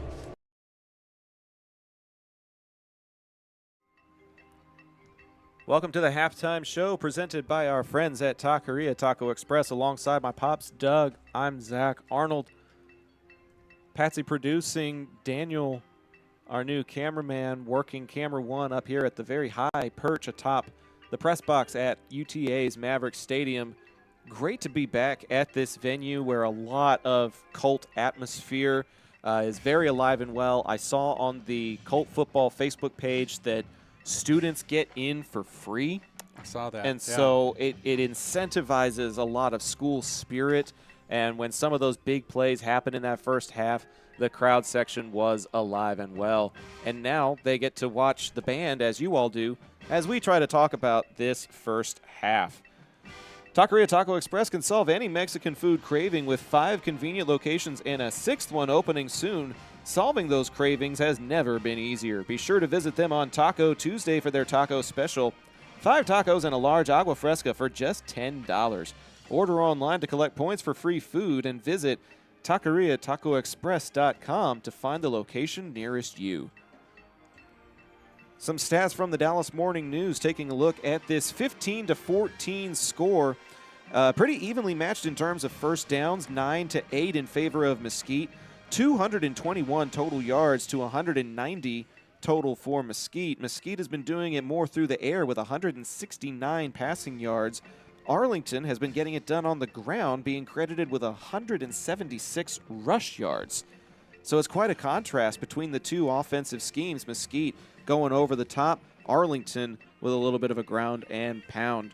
Jaden Clayton with 170 passing yards and 2 scores on 8 completions. That's a pretty good clip. 8 completions, 2 of them for touchdowns.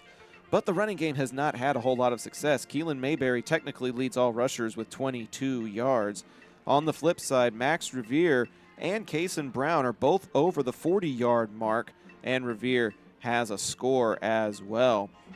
So there's a lot to be excited about for the Arlington ground game, Pops. But you've got a 3-year starter in Coleman Cravens who's just 4 of 8 for 45 yards, but one of those 4 was a touchdown pass. Yeah, it was a nice touchdown pass to end a drive in that first half on a throw over the left side to Kason Brown. A total of 49 yards covered on that drive to put the Colts on the board for the first time this evening. And it was a nice touch pass. It really was. Coleman has also used his feet some tonight. He has on the zone read. Yep, taking the ball and tucking it away, keeping it safe, and running for some good yardage tonight. I think we've seen some early season jitters from the defense, but they seem to solidify and fix some of those problems as they got closer to halftime. And so overall, for the first game of the season, a pretty good report from what we're seeing here. Well, and what's funny is we were just listening to the halftime show with Coach Peach talking about some of the things that he's excited about for the season.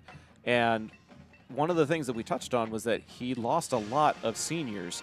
And there's a lot of youth on this team, a lot of names that we haven't called before in the form of players like Revere, players like Moore, players like Kason Brown, who is a sophomore but is already making a name for himself. And so it's exciting to see that next man up mentality as Arlington looks to make it to the postseason for the 11th year in a row. Yeah, although they had 41 seniors back on this squad, not all of them were starters. Right. And so that makes the difference there. You're getting tried and tested in your first live varsity action here tonight, and that makes a big difference. We've seen some good plays from Mosquite as well. And one thing we've noted about Mosquite is they have shown a lot of different players in the offense. Yes. It's not just the same quarterback and the same running back. They're really spreading the ball around and having some good success running the ball up and down the field. The Colt defense did get a good stop there in the second quarter as the Skeeters were driving for a potential touchdown. But the defense that was one of the things I was noting, was that the defense did get a little bit better and stiffened their backs there, and Skeeters had to turn the ball over on downs. Yes, that turnover on downs deep in the red zone also turned into points for Arlington on the other side. So that was a big momentum swing to not only deny points for Mesquite, but then to go down and score points of your own. That's a big, big takeaway as you head to the locker room, as Arlington's special teams unit able to get a 38-yard field goal? Yeah, I was just fixing to bring that up because a new kicker, untested in Pierce Ling, and yes, he did get number 43, got a 38, and helped us take the lead into halftime. So that's a really good showing, good long yardage kick by Mr. Ling. And it probably would have been good from 40, which is encouraging to see. You know what your kicker's range is now. You know how deep into enemy territory you need to get in order to attempt something like that. And even though you're only coming away with 3, to have 3 scoring drives in the first half and then to have that kind of momentum is a really, really big deal as you get ready for the second half. We have been inside that locker room before as character coaches. The offense will take the near side room, and the defense usually goes to the back locker room where UTA's track and field team plays. What kind of messages do you feel like Coach Peach is sending to the offense and Coach Hensley is sending to the defense? I think Coach Hensley wants to tell his defense that I'm seeing improvement, and we want to keep improving as the ball game goes along. One of the things that we've noticed is some of the tackling has just been a little bit loose. There were 2 of those touchdowns you were talking about from Clayton to his receivers were short passes, and there was more yards after catch than there was passing yards.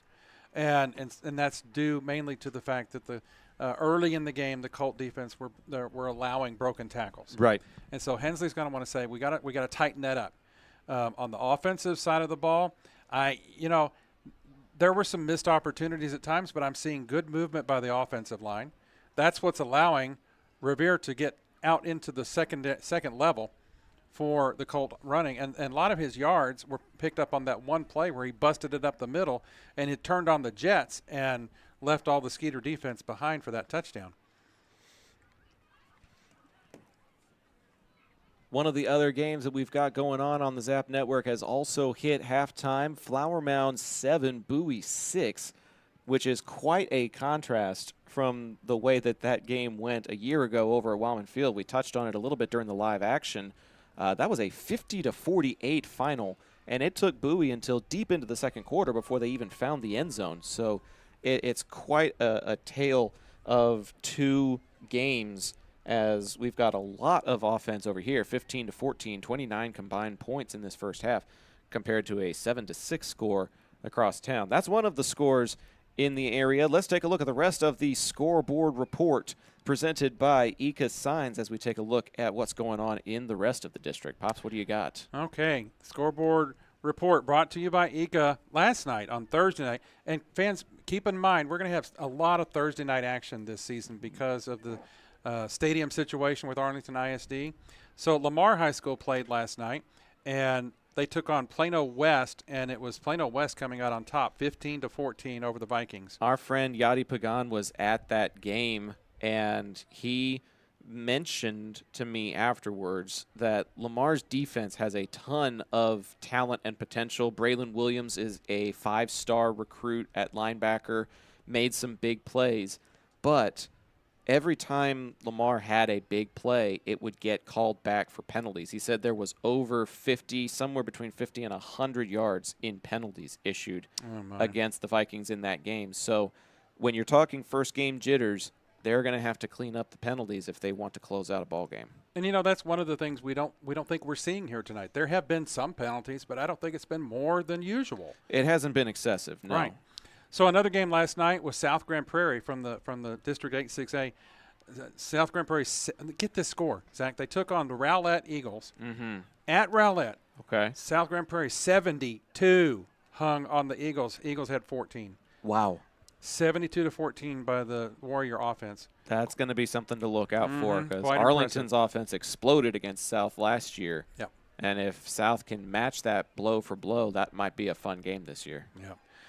Other action on tonight down in Austin. Martin taking on the Lake Travis team in Austin, and right now at half it's Lake Travis 31, Martin 0. Goodness.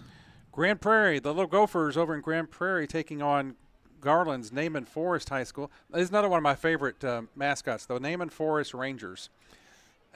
Forest Rangers. 21 for the Forest Rangers and 6 for Grand Prairie. Arlington Sam Houston, where I happen to teach.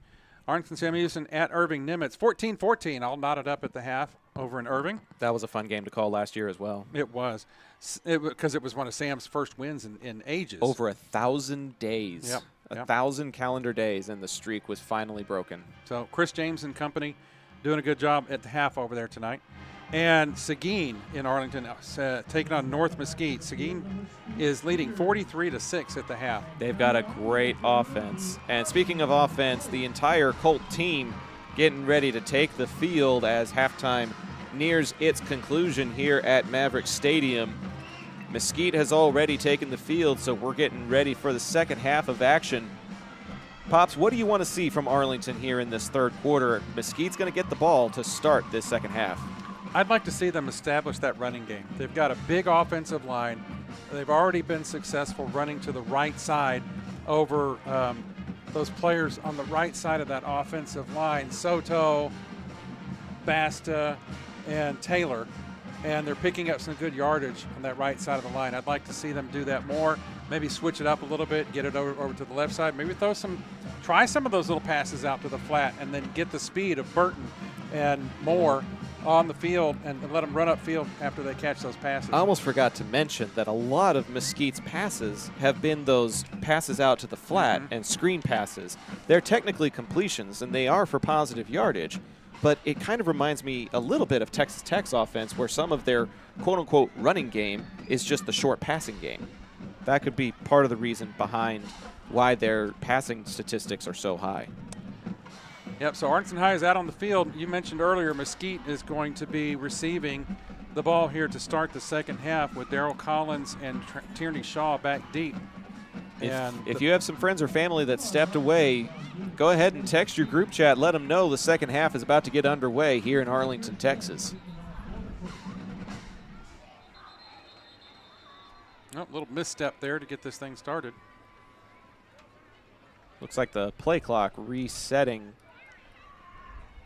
And we'll do it all again. Waters and Shaw lining up deep as they will receive on the north side. Moving north to south, left to right. Should be Waters with it at the 4, and he'll take it up the gut. Gets to the 19 and maybe the 20, depending on where they'll spot it, and that is where Mesquite will start the third quarter of play.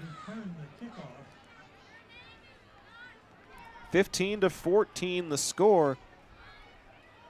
And as we mentioned, a 38-yard field goal put the Colts in front after a missed 2-point attempt after their last touchdown scoring drive. Could have tied it, but now they have a 1-point advantage. Yeah, the Colts missed a point after touchdown in their first touchdown, and then they went for 2 after their second touchdown, and it didn't quite make the end zone, and then the field goal caught up and then some.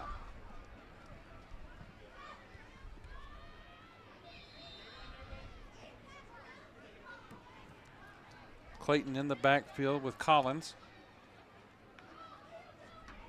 Actually handed off to number 8 there, Mayberry. He runs forward and backwards and gets tackled for a yard loss there on that play.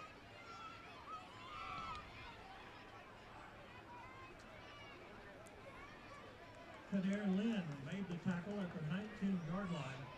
It's a loss of 1. Second down. Lynn in on the tackle there for the TFL. Good pursuit by the Arlington front 7. I haven't noticed too much like exhaustion fatigue or cramps tonight. That's good training The Arlington by both teams. Arlington's training staff has always been top-notch. Coach Christine Shaw keeps these boys ready to go week in and week out.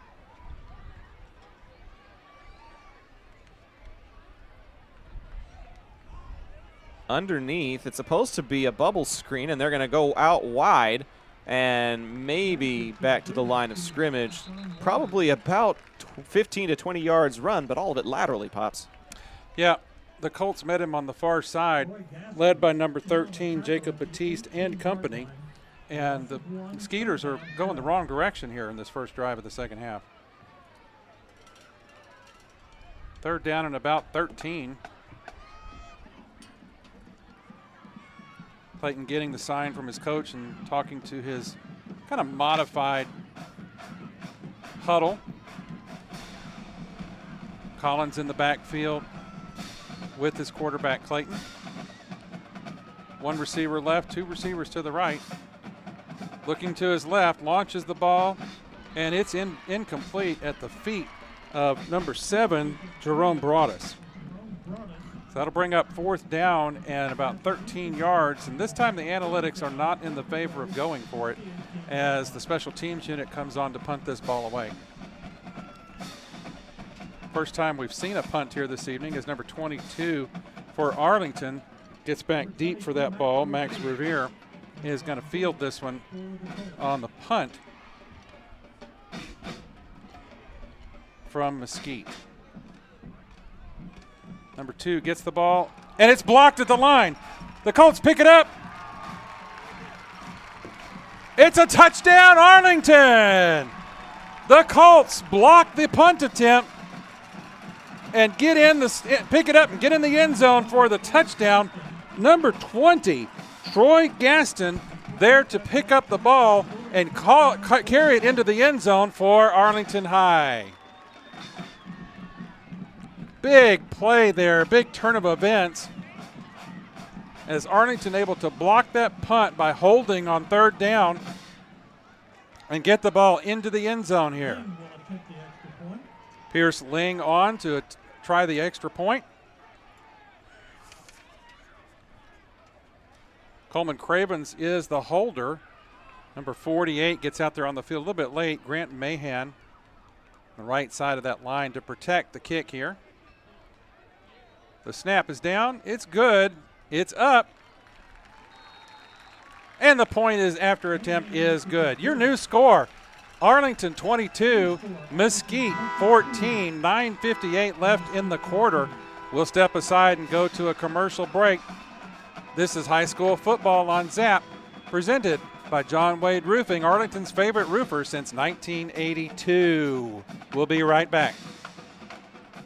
Are you a small business owner looking for insurance coverage? Or perhaps you're navigating the complexities of Medicare? Look no further. Chapman Cornelius Insurance Services is a family-owned, independent insurance agency with over 50 years of experience with tailored insurance solutions for small businesses and their owners. Whether you need home and auto, business insurance, or individual or group medical, Chapman Cornelius has knowledgeable agents who will help you select just what you need. Call April Chapman or Jason Ott at 817-265-3346. Taqueria Taco Express is the official taqueria of Zach Arnold Productions. With locations in Arlington, Grand Prairie, Waxahachie, and a new location opening in Mansfield, solving your Mexican food craving has never been easier. Visit them on Taco Tuesdays for their special 5 tacos and a large agua fresca for just $10. Find out more by visiting taqueriatacoexpress.com. Special teams gets a touchdown. Kick by Pierce Ling. Caught by Mosquite. Run up. Now the Colts are driving him back. We'll see where they actually spot his forward progress. Colts say they got a fumble on that play, but the referee is saying, no. Mosquite retains possession, and the ball will be spotted at the 23-yard line. So an exciting play there when Mosquite was held by the Colt defense, and then they came on to punt the ball away because they were too deep in their own territory, and the Colt defense was able to get in the backfield and block that punt attempt and catch the trickling ball and pick it up and run it into the end zone. Very, very exciting play there to put the Colts on top 22-14 with 9:50 left here in the third quarter. Mosquite back out there on offense. Clayton behind the line, throws it to the left, and that little flat throw out to the left, about the 15-yard line. Close. Yeah, one of the defenders whiffed on that one. A good, Good anticipation. good move there by the receiver. But he doesn't pick up much yardage on that. Picks up about 4 yards. It'll be second down and 6 for Mosquite. Jordan Gilbert made the tackle. The ball is now spotted at the 28-yard line. Mr. Wolfskill says it goes to the 28. Line to gain is the 33. So only need about 5 or 6 more here.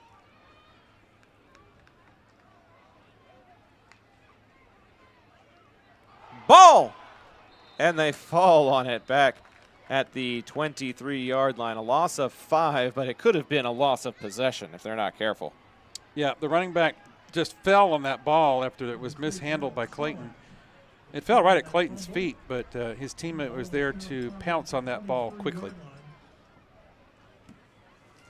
No loss of yardage on that play. Well, it was a loss of 5. Loss of 5, but they had gained 5 and then lost 5, so back to the original line of scrimmage. Kind of broke even there. 3rd and 10 coming up.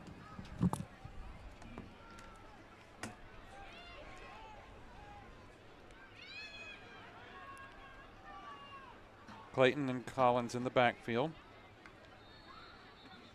And the whistle blows before Clayton can hand it off. It looks like it was going to be a handoff to number 3, Collins, but the referees blow the whistle dead. And it looks like it's a timeout. So we'll step aside while the teams talk to each other for just a second and visit one of our sponsors that we appreciate so much here on ZAP. This is high school football on Zach Arnold Productions, presented by John Wade Roofing. We'll be right back.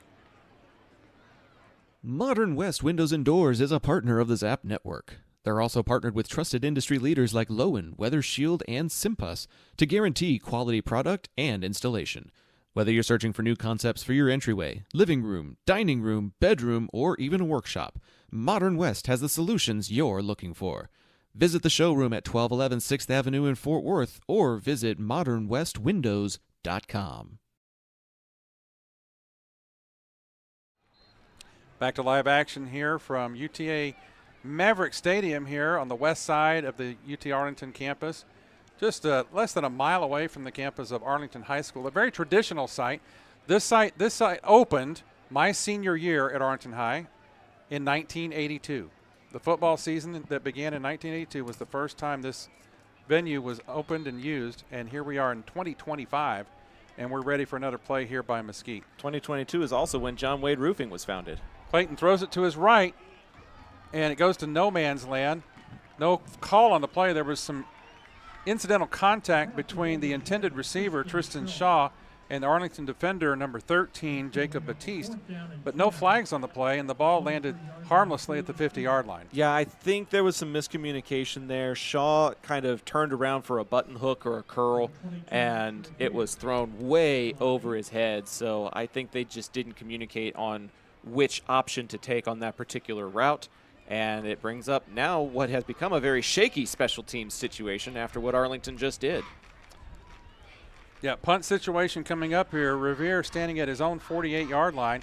Another hard rush there by the Colt defense, but they get the ball away, and Revere calls for a fair catch at about the 43, 44-yard line. We're going to go to commercial during the change here. This is high school football on ZAP, presented by John Wade Roofing. Need a cleanup that's easier than finding your seat on game day? Trinity Logistics Services has you covered. Whether it's your home or your business, Trinity will drop off and pick up the dumpster. No hassle, no mess. Founded by Arlington's own Chet Soto, class of '97, Trinity Logistics Services is proud to serve their hometown. Call 817-693-1302 and let's tackle your next project together.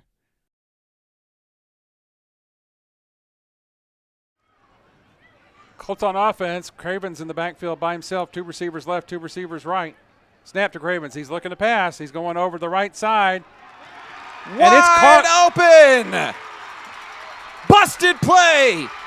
Touchdown, Arlington.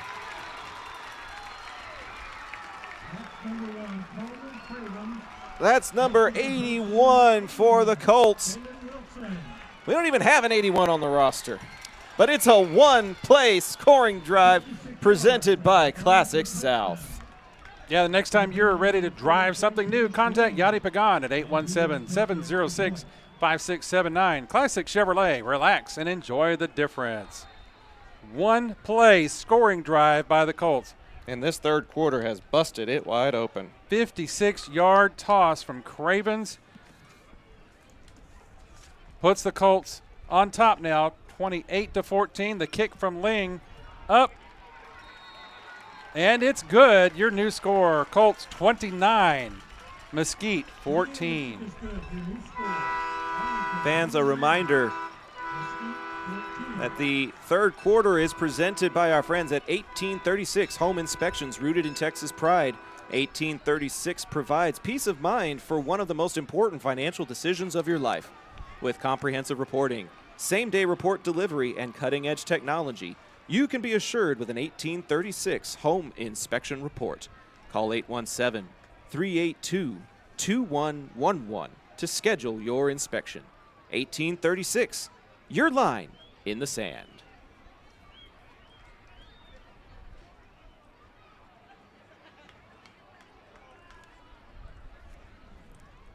Coming back to live action as the Colts come onto the field.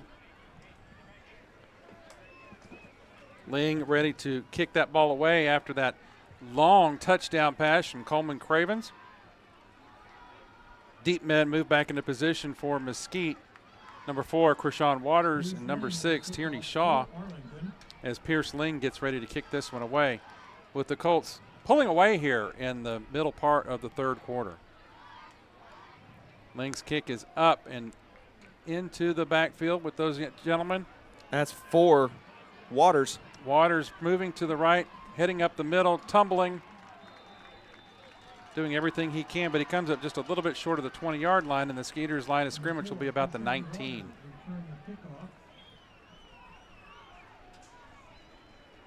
We are seeing some improvement in the Colt defense here in the second half, with a blocked punt for a touchdown and a hold on that last play that turned it over to Cravens with that one pass touchdown.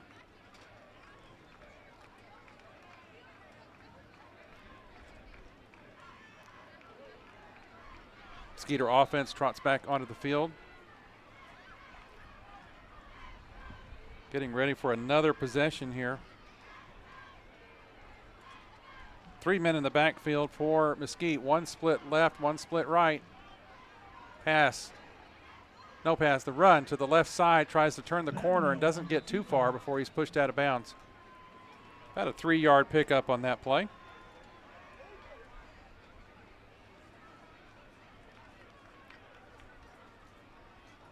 Number 11, Damian Babineau, now at the quarterback position for Mesquite. That was Babineau on that run out to the left side.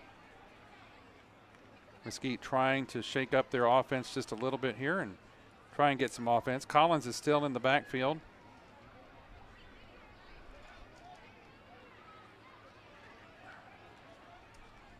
Toss to Collins to the right side, coming over to the 25, 26-yard line before he's brought down. That is number 11 out there controlling the ball. Damon Babineau in for the Skeeters at the QB spot.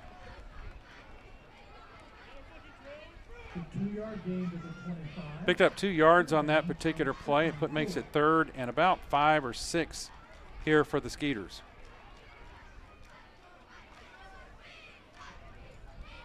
Babineau giving the sign, the call for the play here.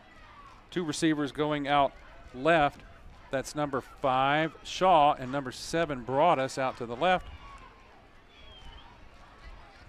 Snap to Babineau. He pulls to his right, flag on the play. Babineau turns back up the middle of the field, does not get first down yardage, just gets across the 25-yard line to about the 27. The referee on this side is signaling motion on Mesquite, so that ball will be brought back 5 more yards, and we'll do 3rd down again.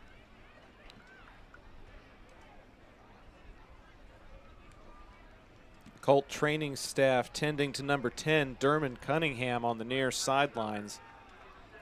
Colts will be without big number 10, 6'2" defensive back, senior player here on this portion of the possession at the very least.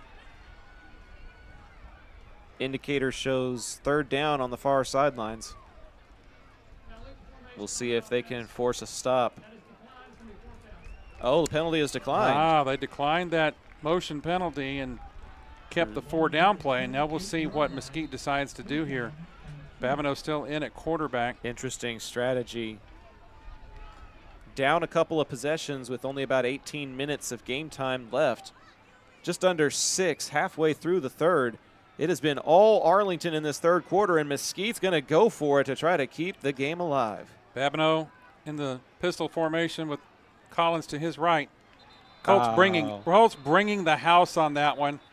They're claiming that they were drawn off sides, but they were bringing every person on the defense.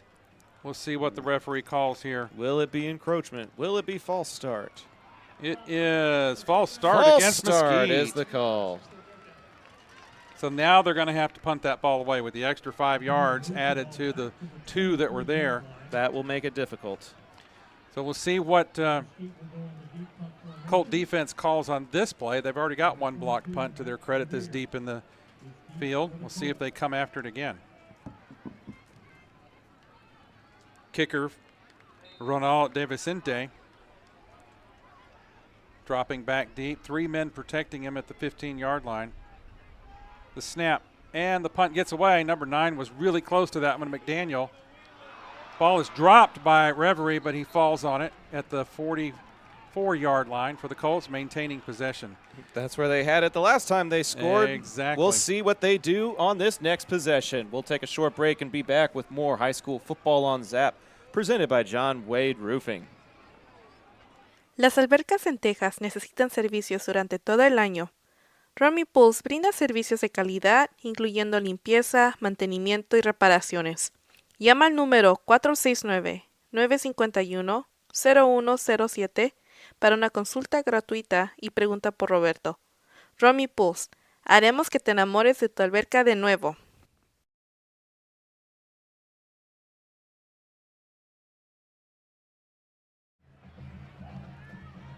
Cravens back at the offensive helm, hands off to, nope, throws it over the middle, and it's picked off. Tipped and picked. Finally brought down by the Colts, number 4, Kason Brown. Offensive player turned defensive player. Number 10 with the pick, Jacoby Johnson gives the Skeeters some new life. And like you said, Pops, it was a tip that led to an interception. And it was a very similar play to the one that the Colts ran that gave them a touchdown. It was one of those passes up the seam, but this time the safety read it and was able to make a play on the ball. And just like that, Mesquite has it right back. The first real mistake Arlington has made in this ball game. It's a tough stat for the quarterback because I've always said that if it touches somebody else, then it shouldn't be credited to him, especially if it goes off of the hands of the wide receiver. Pass play and a coverage sack at midfield. Nobody open, and Arlington gets the stop. But there is a player down for the Colts.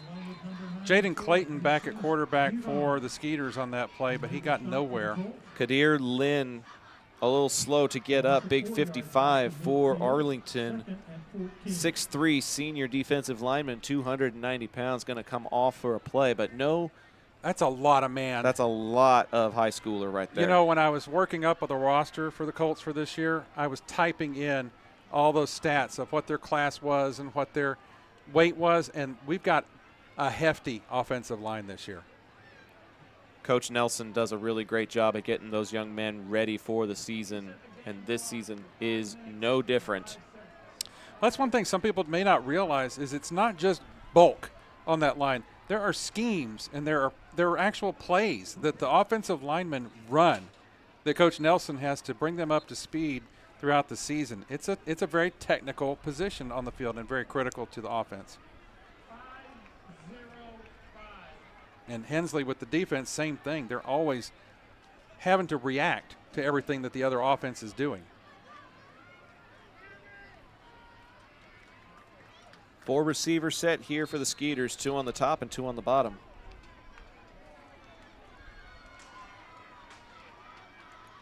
Clayton looking to pass to number 7, Broadus, but the pass goes incomplete. That pass just beyond the fingertips of Jerome. And that'll bring up 3rd down and about 5 yards here for the Skeeters. 15. That was a tackle for loss, so the line to gain is the 36. I'm sorry. I was looking at the wrong yard marker. You're looking, yeah, that's how far away they are from it. I've got the one that looked the closest. I've got the binoculars going, but I didn't see the other yard marker at the 36-yard line. Right on the star of the Arlington A at midfield. 3rd and long for the Skeeters. Empty set now. Tunnel screen, and it's going to get blown up right there at midfield. Ball comes out at one point. And are they going to give possession to Arlington, or are they going to call it incomplete? I would think they've got to call that incomplete. The receiver did not have possession any time at all. It's going right back to the same spot it was on the star of the Arlington A. And we'll see. So down 29-14, it looks like, well, Look, now they're going to bring the punt team on. There's a special teams unit. Took a little while, but they will try to pin Arlington deep so that they don't give them any short fields.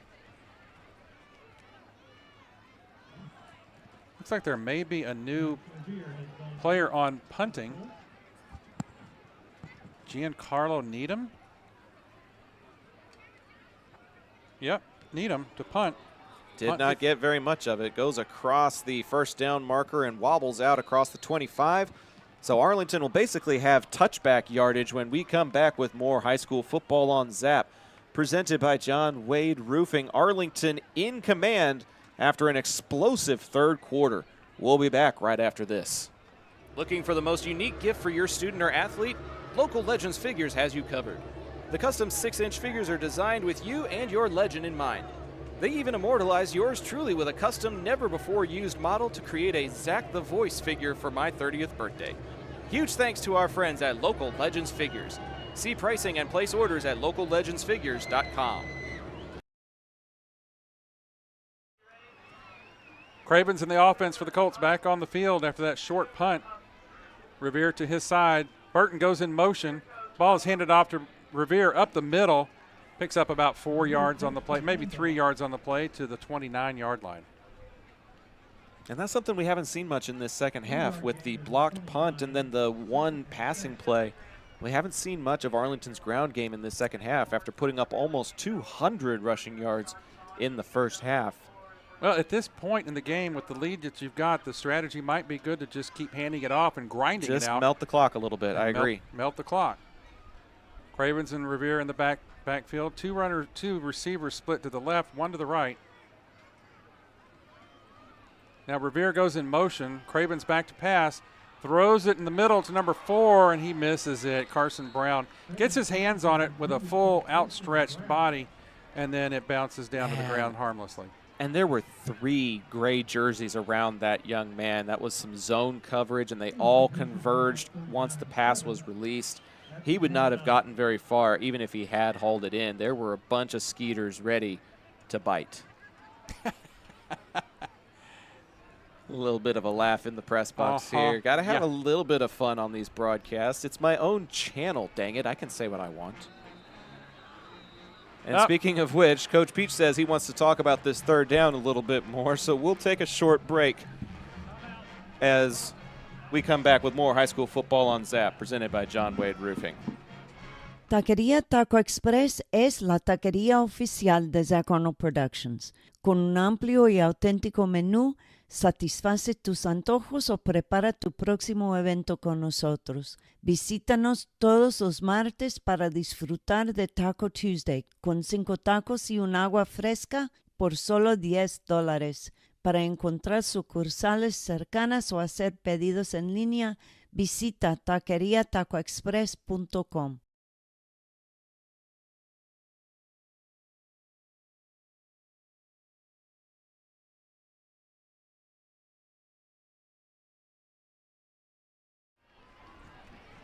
Welcome back to live action here at Maverick Stadium. Just under 4 minutes to go here in the third quarter, almost the fourth quarter. The number 4 heavy on my mind as we get ready for quarter number 4. Zach Arnold, my pops Doug, bringing you the inaugural game of the 2025 campaign. Arlington made it to the postseason for the 10th year in a row last year, looking to make it 11, and so far they've played a pretty clean game, Pops. That interception didn't amount to much of anything. Yeah. And they've got the ball right back with a pretty commanding lead. Again, the defense is showing up a little bit stronger here in the second half and a little bit more consistency. Back to play here. It's third down and about 7. Cravens at the helm. Revere in the backfield with him. 3 trips to the left. Revere goes in motion. Cravens stepping up, and he's going to get taken down. There's a coverage sack for the Skeeters. Yeah, very much a coverage sack and a lot of celebration as the Skeeters get a big stop. And we'll see Arlington punt for the first Arlington's first punt of the evening. 43. That's Pierce. That's Pierce Ling. He's had his name called several times this evening. 29-14 the advantage. 2 men deep for the Skeeters at their own 40-yard line. We've got receivers set up on the far right and the far left. Nobody protecting Ling, but he does get the punt off. He's got a quick release as this goes down to about the 31-yard line, and that's where Mosquite will get it with 3:07 to go in the third, trailing by 15. High school football presented by John Wade Roofing on the Zap Network. We'll be back right after this. John Wade Roofing has been serving the Arlington area since 1982, but the Wade legacy runs much deeper in the city of Arlington. A pioneer family that has had roots going back decades, John Wade and company saw relatives attend the Cooper Street Arlington High campus and has had members play in Colt athletics for decades. And they're looking forward to serving this community for decades to come. Find out more at johnwaderoofing.com. Fumble on the plays. We're back to live action. Goes right into the hands of the Colt defense. It was coverage that resulted in the quarterback needing to step up. That was number 11. They're going back and forth between Clayton and Babineau, and that was Babineau who coughed it up. Recovered there by number 23, Ethan Nava, listed as a running back, playing on the defensive side of the ball, and will give it to Arlington in fantastic field position, getting it at the Skeeter 37 with 3 minutes to go in the quarter.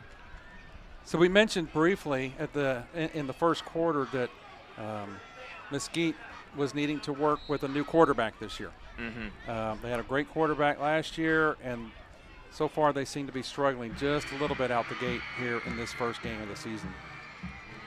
A little bit of inconsistency that has proven to be their Achilles heel.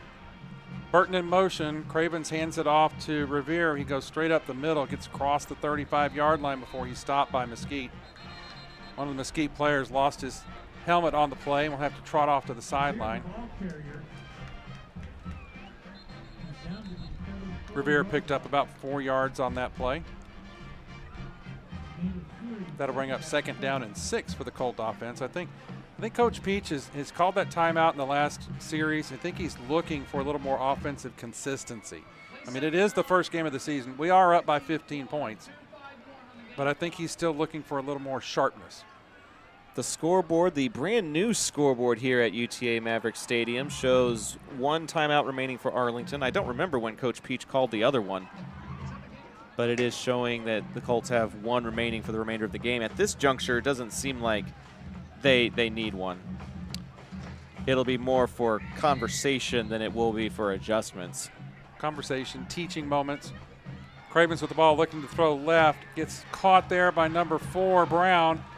He moves forward to just across the 30-yard line before he's tackled there by the Skeeters. Yeah, a couple of offensive linemen were supposed to go down on like a wide receiver screen, but it took a little while for that play to develop, and it allowed the Skeeter secondary to come up and make a group tackle.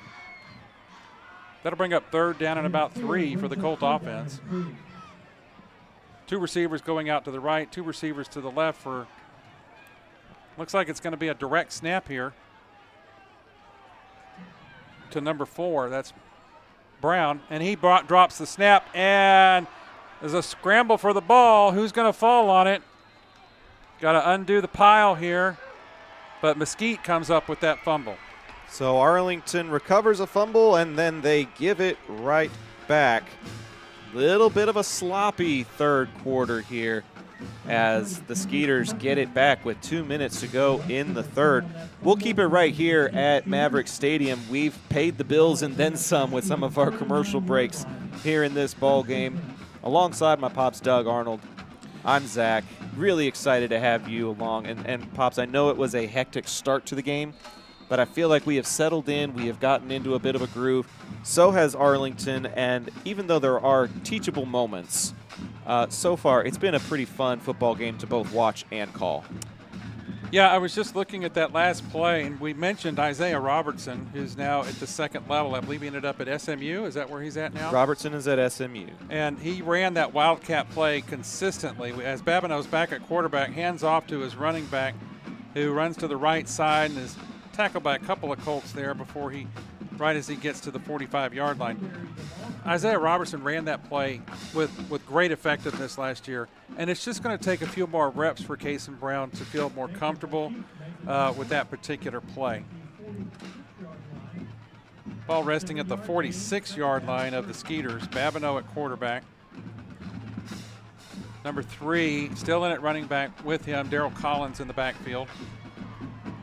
Another gentleman on the left side, I believe that's number 8, Mayberry.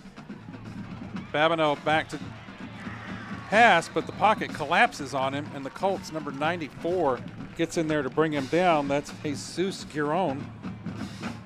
6'1". Junior, 600, 220. 6'1", 220.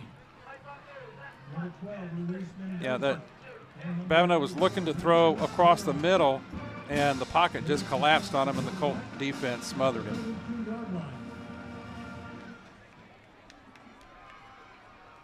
Babineau coming over to the side now to get a little closer to his coaches so he can relay the play to his modified huddle here. Two receivers going out to the left, two to the right. Collins in the backfield with Babineau. And there's a whistle. Sorry, that's not Collins. That's number 8, Tierney Shaw, in the backfield.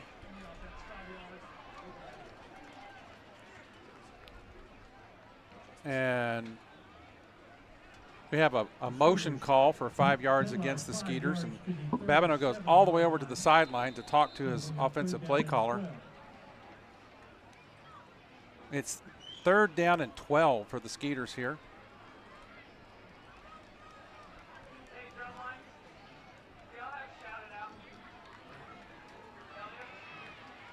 Waters and Shaw out to the right side. Babineau and Mayberry in the backfield. Babineau takes the snap, looking to throw downfield, rolls to his right. Catch is made at the 45-yard line. That's number 4 for Mesquite, Krishan Waters, making the reception for the Skeeters and moving the sticks. Good throw by Babineau there. Good catch on the other side by Waters.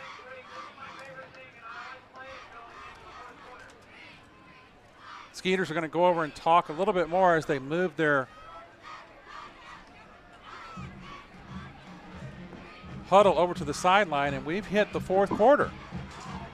We're ready to go to the 4th quarter of play here. We'll step aside and take just a little break and come back with more action for 12 more minutes. It's Arlington 29, Mesquite 14 as we step aside. This is high school football on ZAP, presented by John Wade Roofing.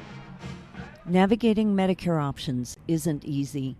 Hi, I'm Patsy Arnold, and when the time came to navigate my options, I went to Chapman Cornelius. They helped me find the best plan for my needs, quoted me life insurance options, and guided me in making my decisions every step of the way. They want to do the same for you, so give them a call at 817-265-3346 or visit chapman-cornelius.com. Welcome back to the 4th quarter of this first game of the 2025 season. The 4th quarter is presented by Modern West Windows and Doors. See the difference their portfolio can make on your home by visiting their showroom at 1211 6th Avenue in Fort Worth or by going to modernwestwindows.com. Mesquite tries to draw a play out to the right-hand side, but the Colt defense was right there to stop them.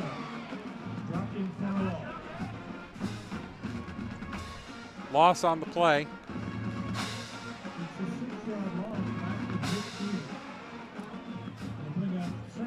Second down now and about 15.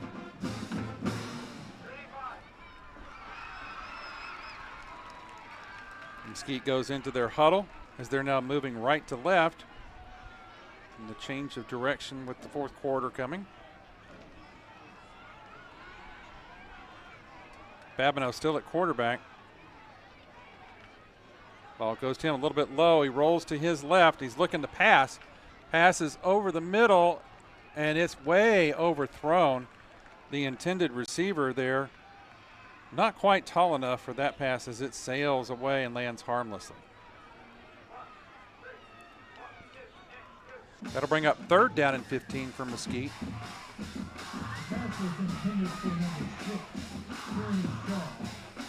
Tierney Shaw, the intended receiver on that particular play, as it sailed about 20 feet over his head. Babineau gets the sign from his coaches on the sideline.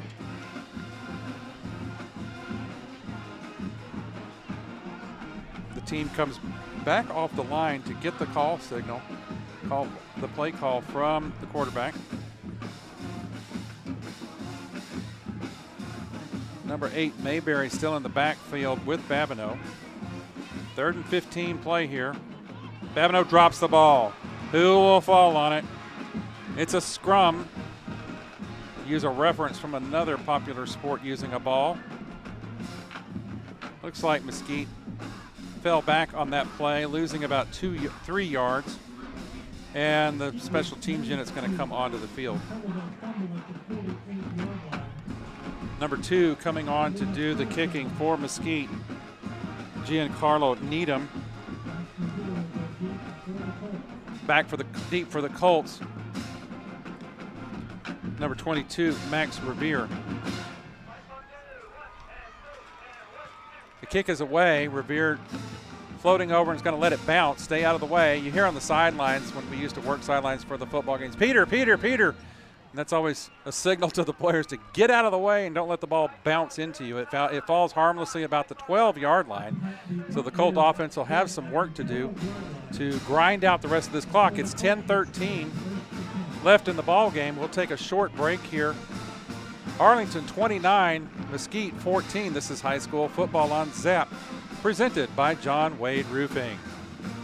If you're like me and need printed materials to get your brand out there to the community, then you need ICA Signs. Conveniently located in central Arlington, ICA features a wide selection of shirts, hats, banners, yard signs, acrylics, magnets for your car, magnets for your fridge, tumblers, A-frames, and more. Call ICA at 817-617-2229 for more information and tell them ZAP sent you. Colts' first play from scrimmage on this series is blown dead before it can really get underway. Cravens was in the backfield by himself, and Burton went in motion, and just as Burton approached Cravens in the backfield, the referees blew the whistle. Colts have number 73 kind of limping off the field there. David Soto, offensive lineman junior, 5'11", 235, comes off the field, seemingly just a tad bit injured. There was a whistle blown and 5-yard penalty assessed against the Colt offense. Craven still in the backfield by himself. 2 receivers split to the left, 2 receivers split to the right. Again, Burton in motion, gets the ball. Cravens goes up the field, keeps the ball himself. Burton was the deke on that one, and I fell for it. Cravens goes straight up the middle, picks up a couple of yards there. Of the 5 that they lost on the penalty, it'll be 2nd down and 12. Ball resting at about the Colt 11-yard line. Craven still in the backfield by himself. Burton and Brown to the left.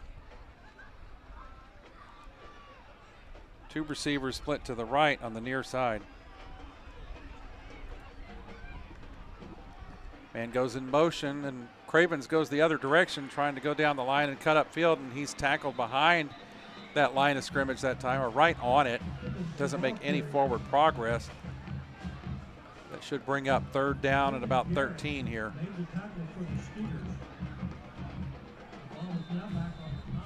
A little update from our other game on the ZAP network. Bowie has taken the lead in the 3rd quarter. It's now 13-7. At Flower Mound, but the Jaguars are driving. Much more of a defensive game in this year's affair for Bowie and Flower Mound than it was last year, as you've mentioned at halftime. Craven's back in the backfield once again by himself. 2 receivers right, 3 to the right, 2 to the left. Craven scrambling, throws downfield. Burton is there. Does he make the catch? No, the ball comes tumbling out. A lot of contact, but the Colts don't get the call, and they'll have to punt it away with 8:48 remaining in this ball game. Not a bad situation to see how Pierce Ling deals with a deep punt attempt here from his own end zone. With a commanding lead in the 4th quarter, not a bad situation. Got to practice those type of negative situations as well as the good ones. 8:48 left in the ball game. Ling gets the snap cleanly, gets it away. Coming to the right side about the 50-yard line. He's going to let it go, and the ball trickles and rolls, takes a Colt bounce. and rolls out of bounds at about the Mesquite 29-yard line. That's where Mosquite will set up and run their next play. Let's just leave it here for now. Yeah, fans, we want to remind you that the fourth quarter is presented by our friends at Modern West Windows and Doors. See the difference that their portfolio can make on your home by visiting their showroom at 1211 6th Avenue in Fort Worth, or by going to modernwestwindows.com to explore their inventory in person. Thanks to our new partners, Modern West Windows and Doors. Mosquite coming back on the field, and they've changed quarterbacks once again as number 15, Clayton, is at the QB position. Kind of by committee tonight. Yeah. Handoff to number 4, heading out to the right side, Waters. He's run out of bounds before he can really turn upfield at all. Colt defense stringing itself out along that line and containing the running back Waters. I just got a text from my wife that she is in attendance tonight. She went to dinner with family and then took a picture of the press box from within the home grandstands and asked, "Are you here?" Well, I'll keep doing the call and you wave at her. I'll try to. Snap to Clayton. He's looking to throw out to the right. A short little thing that bounces in front of his intended receiver and goes incomplete. That was intended for number 5, Tristan Shaw. But Clayton threw it at his feet, and he had no chance of catching it. 8:27 remaining in the ballgame. 3rd and long for the Skeeters. Yeah, their offense, the quarterback situation, they're really struggling with that tonight. And it's difficult to see. You know, you hate to see a team struggle like this. Want to see a good matchup. Clayton's still in there at quarterback. Sends a man in motion. Back to pass, looking over the middle. And Picked off! They read the screen and taken it the other way. It's a Colt touchdown. Pick 6 for number 12, Luis Mendoza. Reading it perfectly and extending the Arlington lead. Sons of the White and Green blaring from the Colt band here on the home side of UTA Maverick Stadium. And the Colts put 6 more on the board with a defensive pick 6. So they have an offensive touchdown, a special teams touchdown, and now a defensive touchdown. They've had at least one through the air with Cravens, one on the ground with Revere. This is a complete scoring showcase by Arlington tonight. Yeah, Colby Hensley's got to be proud, the defensive coordinator for the Colts, watching his defense come up with a big pick 6 there. Game pretty much in hand, but still good to see his team performing exactly the way we were hoping they would here in the second half. Here's Ling on for the extra kick. Coleman Cravens, the spotter.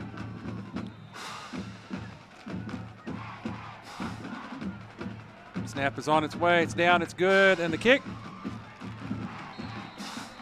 They got it. It takes a little while for them to say so. We're watching those referees, and they look at each other, and they think about it, and they finally put the arms up. New score, 36-14 here in the fourth quarter. We'll be back with more high school football on Zap, presented by John Wade Roofing after this.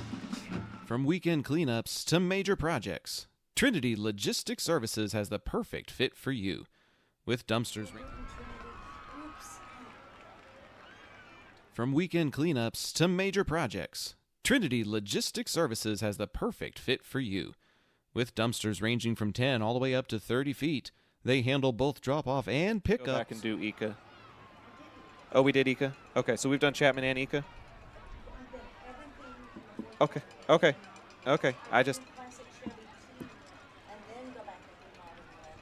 No, that's fine. We'll do Modern West. That's fine. Oh, yeah, we're live. Hello, folks. You heard all that. It's the Welcome to the booth. It's the first week of the year. Production, behind the scenes, it all happens. We talk about, do we do this one? Do we do this one? How much time do we have left? The answer is none as we come back to midfield. Well, we greatly value our partners who help us with the advertising, and that helps you, the fans, not have to watch a game by breaking through a paywall anywhere. Yep. It's a service to our community, and so we're very concerned about making sure all of our advertisers get their advertising dollars for themselves tonight. We want you to have the bang for your buck, but also have it for free. There are too many streaming services out there that ask you to pay a monthly subscription or a per-game subscription, and that just doesn't serve the high school football community. We strive to serve the high school football community, and if we can do that with advertisers, we will absolutely do so. Kickoff is returned across the 25 near the 30-yard line. Skeeters will have decent field position. But if you value what we do, please subscribe to the channel. Please go follow us on social media. That also helps our advertisers know that you value what we do. Just by commenting, just by subscribing, just by sharing it with your group chat. That lets other people know, and other eyeballs are now on the product that our advertisers pay for. And the more eyeballs we have, the more valuable it becomes and the more worthwhile of a venture it is for our partners. If you're interested in partnering with us, then please find us on social media and let us know.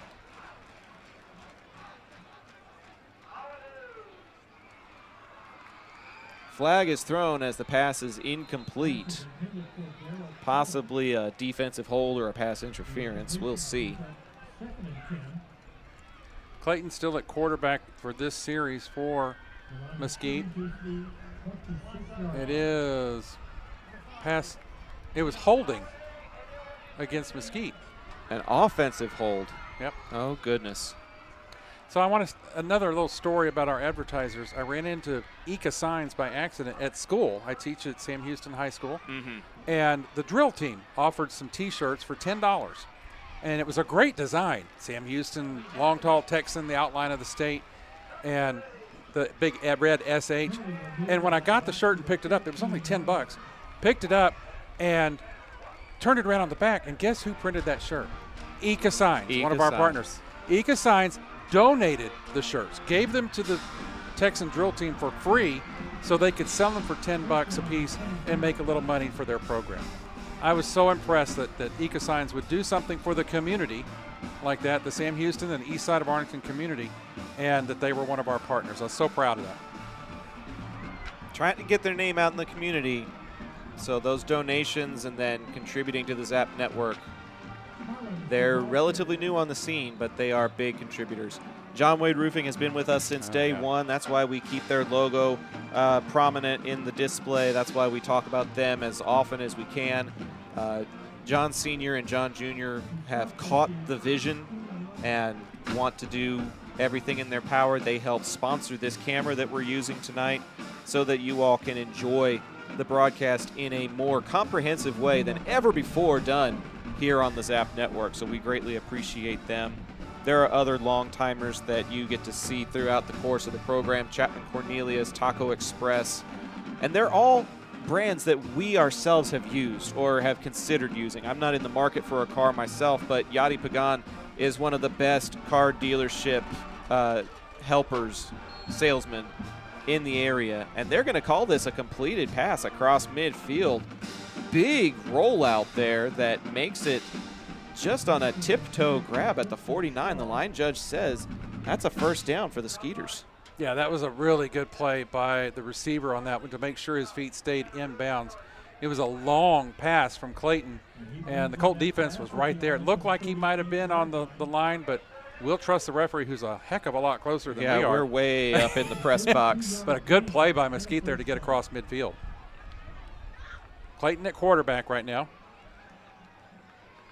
Man goes in motion, and the ball is handed off to that. Nope, Clayton keeps it himself and goes to the right side. He fooled me, but not the Colt defense. He didn't make it too far. He picked up about 7 yards on that play. It'll be about second down and 4 coming up on this play. And looks like we're going to take a little – no, somebody's injured on the play down there. Somebody's down on the field, so while he's down, we will try and say hello to our friends at Trinity Logistics Services one more time, and we'll be back right after this. From weekend cleanups to major projects, Trinity Logistics Services has the perfect fit for you. With dumpsters ranging from 10 all the way up to 30 feet, they handle both drop-off and pick-up so you can stay focused on cleaning up the win. Call 817-693-1302 today and let Trinity Logistics Services help you score big on convenience and efficiency. Man down for Arlington was number 10, Dermon Cunningham, but he's up on his own power now, walking off without assistance, so that's a good sign. Never like to see these young men get injured during the course of playing this game. But he's trotting off pretty good. Looks like his hand, it's his right hand that he's shaking, got injured on that play. Right hand, wrist area. Clock continues to roll as we inch ever closer to a final score. Colts in command, 36-14 here in quarter number 4.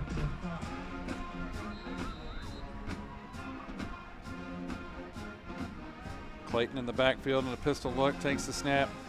Back to pass to the right side, looking for a man deep on that side. A little battle for the ball there. And it's going to get picked up by the Colts. Interception by number 13, Jacob Batiste, and the Colts force another turnover, but there is a flag at the 31-yard line. If this is a defensive hold, that play will be negated. Watch what the referee says here. He's coming over to talk to the Arlington coaches on the near sideline. Let's see what he has to say here. Mesquite's offense is huddled on the sideline. Unsportsmanlike. It'll stay Arlington's ball. The interception is good, and unsportsmanlike will move it half the distance to the goal. And Arlington will be backed up on their own 1.5-yard line. But the turnover stands. May have been a little bit too much celebration after the pick. Possibly. That the referees deemed inappropriate. But nonetheless, Colts get possession of the ball with 6:41 here left in the ball game.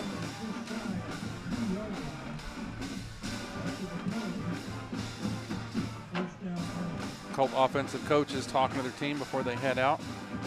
Offensive line breaks out first. Coleman Craven's coming back in as quarterback, getting his reps tonight. Would not have been too surprised if we had seen backup quarterback Alvarez. Craven standing in his own end zone with Burton in the backfield with him.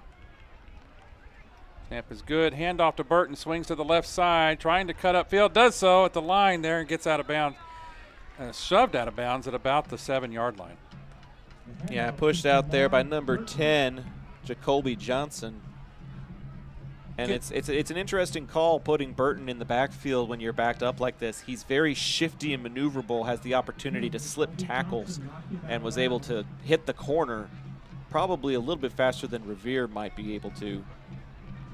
And is able to get a little bit further out of the shadow of the end zone. Yeah, it gives Cravens and company a little bit more breathing room here on this second down play. Need about 4 yards to move the sticks. Burton remains in the backfield in the pistol look with Cravens. One receiver split out to the right. Cravens hands it off to Burton, who moves to the far sideline, crosses the 10-yard line, picks up the first down before he's brought down by the Skeeters. In on that tackle, number 1 for Mesquite, Dakari Spencer. I'm sorry, not Dakari, Haven Garrett is number 1 for the Skeeters. Oh, they have a 0 on the roster. They tricked you. Yeah, I went straight to the top of the column. First down for the Colts. Cravens and Burton still in the backfield. Burton did a lot of the straight-up running back position last year. Mostly towards the second half of the year, Abe Tokedy had the team high in carries, but Burton was able to make a name for himself back there, especially in the Martin game.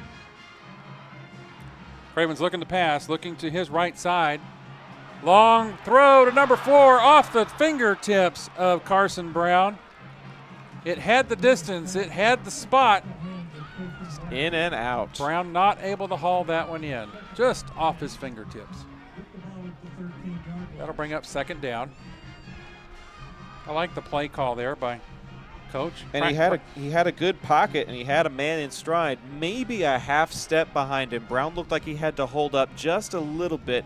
If he throws it another foot or two out in front of him, he's catching it more directly in stride instead of a slight hesitation to catch it on his hip. Christian Moore now in the backfield with Coleman Cravens on this second down play. Two to the right, two to the left. Only one high safety for the Skeeters at the 25. Cravens gets the snap. He's looking to pass. Goes to that left side. Man's wide open. Is that Burton? That's a catch, whoever it is.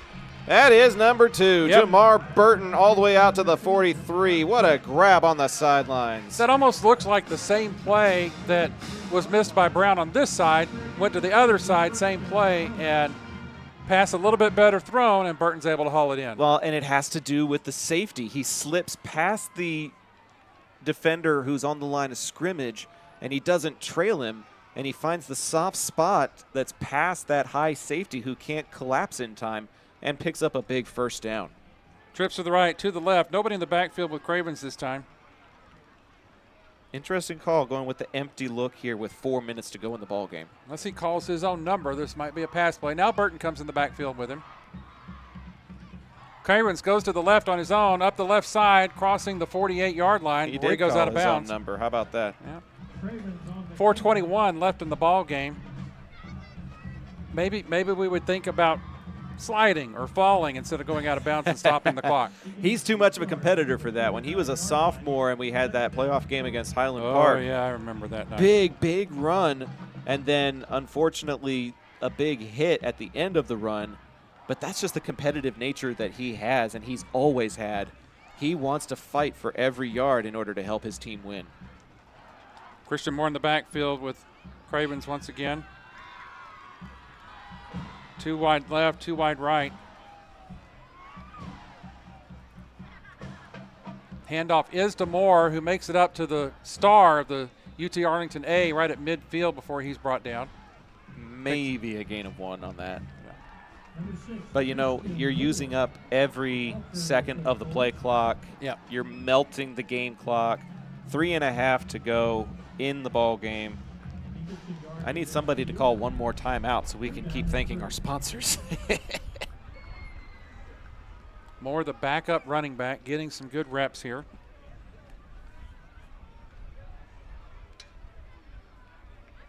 Two receivers left, one receiver right. Cravens moves to his right, tries to cut up the middle behind his offensive lineman, but the Skeeters got some good penetration that time and were in his face before he could do anything with it. Loses a few yards on that play. It'll be 4th down. And looks like Pierce Ling is trotting on the field for a punt. That might be the stoppage we're looking for.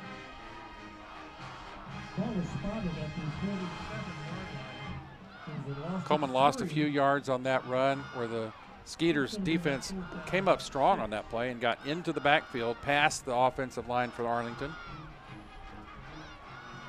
And it looks like a timeout has been called before this punt, so we will get to say a couple more thank yous before we call it a night. High school football presented by John Wade Roofing. We'll be back on the Zap Network right after this. Modern West Windows and Doors invites you to see the difference.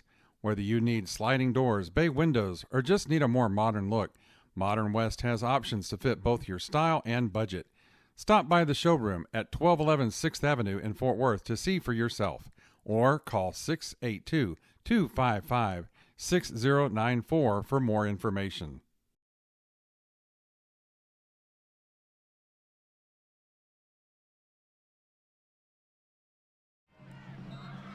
Welcome back to Maverick Stadium here on the Zap Network. Just under 3 remaining, as in minutes. And Ling getting ready to send this deep into Skeeter territory. Only one man back to receive this time. I believe that's Krishan Waters. Deep to return. And the punt is blocked. It's a clean block.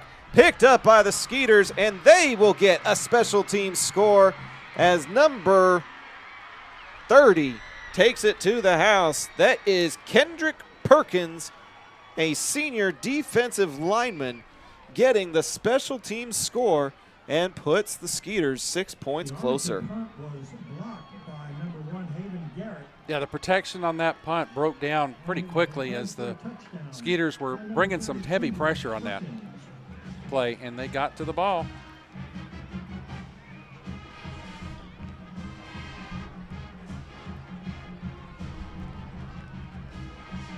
Hoping we'll hear quite a bit more of that tune tomorrow from the Horseshoe in Ohio, as the Texas Longhorns are taking on Ohio State. Not quite as thrilling to hear it here tonight, but they play it well. The last time the Longhorns went to the Shoe was Vince Young in charge of the I believe team, so. And they won that time also. Game winner to Lima Swede en route to the national championship season. Been a little while. Number 1 team in the nation, number 3 team in the nation. And it looks like the Skeeters are going to go for 2 here to try to get a little bit closer.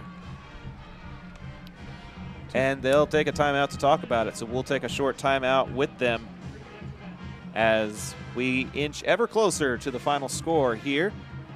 Arlington with the lead here on the Zap Network. We'll be back right after this. Buying a vehicle can be overwhelming. That's why Yadi Pagan at Classic Chevrolet has created a guide to car buying to help ensure you make the right choice.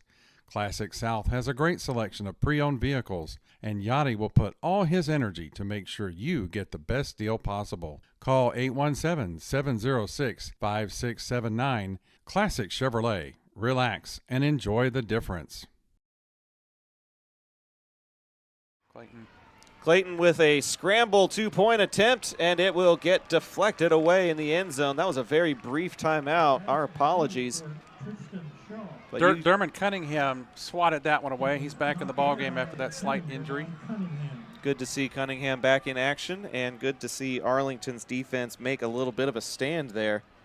Your new score, Arlington 36, Mesquite 20. We'll keep it here at Maverick Stadium as we get closer to the postgame show presented by who else? John Wade Roofing, Arlington's favorite roofer since 1982. Pops, we've seen a little bit of everything tonight. We've seen a pick 6. We've seen a couple of block punt touchdowns.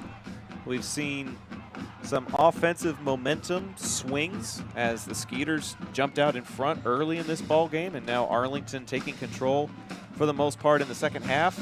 I mean, yes, it's still a 2-possession ball game with the score being 36-20. But with 2:48 to go, unless they get a couple of onside kicks and a couple of miracles, Arlington's on their way to a 1-0 start. And, you know, it's a great way to start the season. You always want to get a win every time you come out, but especially for the first game of the season. The atmosphere is here. The band is playing. Their cheerleaders are cheering. The stands are full of green and white. It's just a great atmosphere here at UT Arlington Maverick Stadium to start this season off.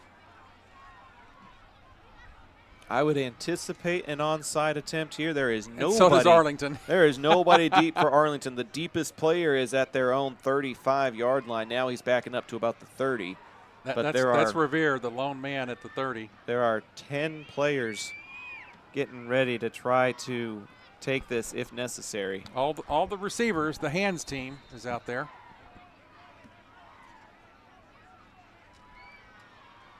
Ball fell off the tee. Oh, no, it didn't fall off. There's the kick, and it's tipped up in the air and out of bounds. Out of bounds, and Arlington will say, I'll take that. Thank you very much. Speaking of taking things, Bowie has taken the lead at Flower Mound in the fourth quarter. They lead 21-14. So if this game finishes up, head over to the other game on the Zap Network with Jot Holly and Tim Costello on the call for that one. It's turning out to be a little bit of a barn burner as well. A little bit closer affair up there in Flower Mound than what they had at Wildman last year.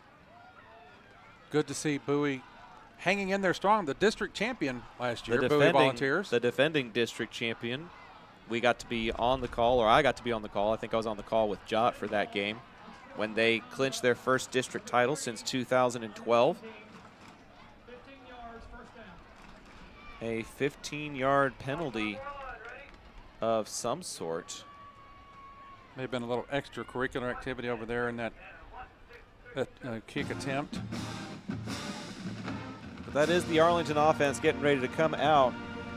2 minutes and 47 seconds to go. Shout out to some of the offensive coaches we can see from up here. Nelson, Coach Story, Coach Peach. Doing a good job tonight getting these boys ready to play.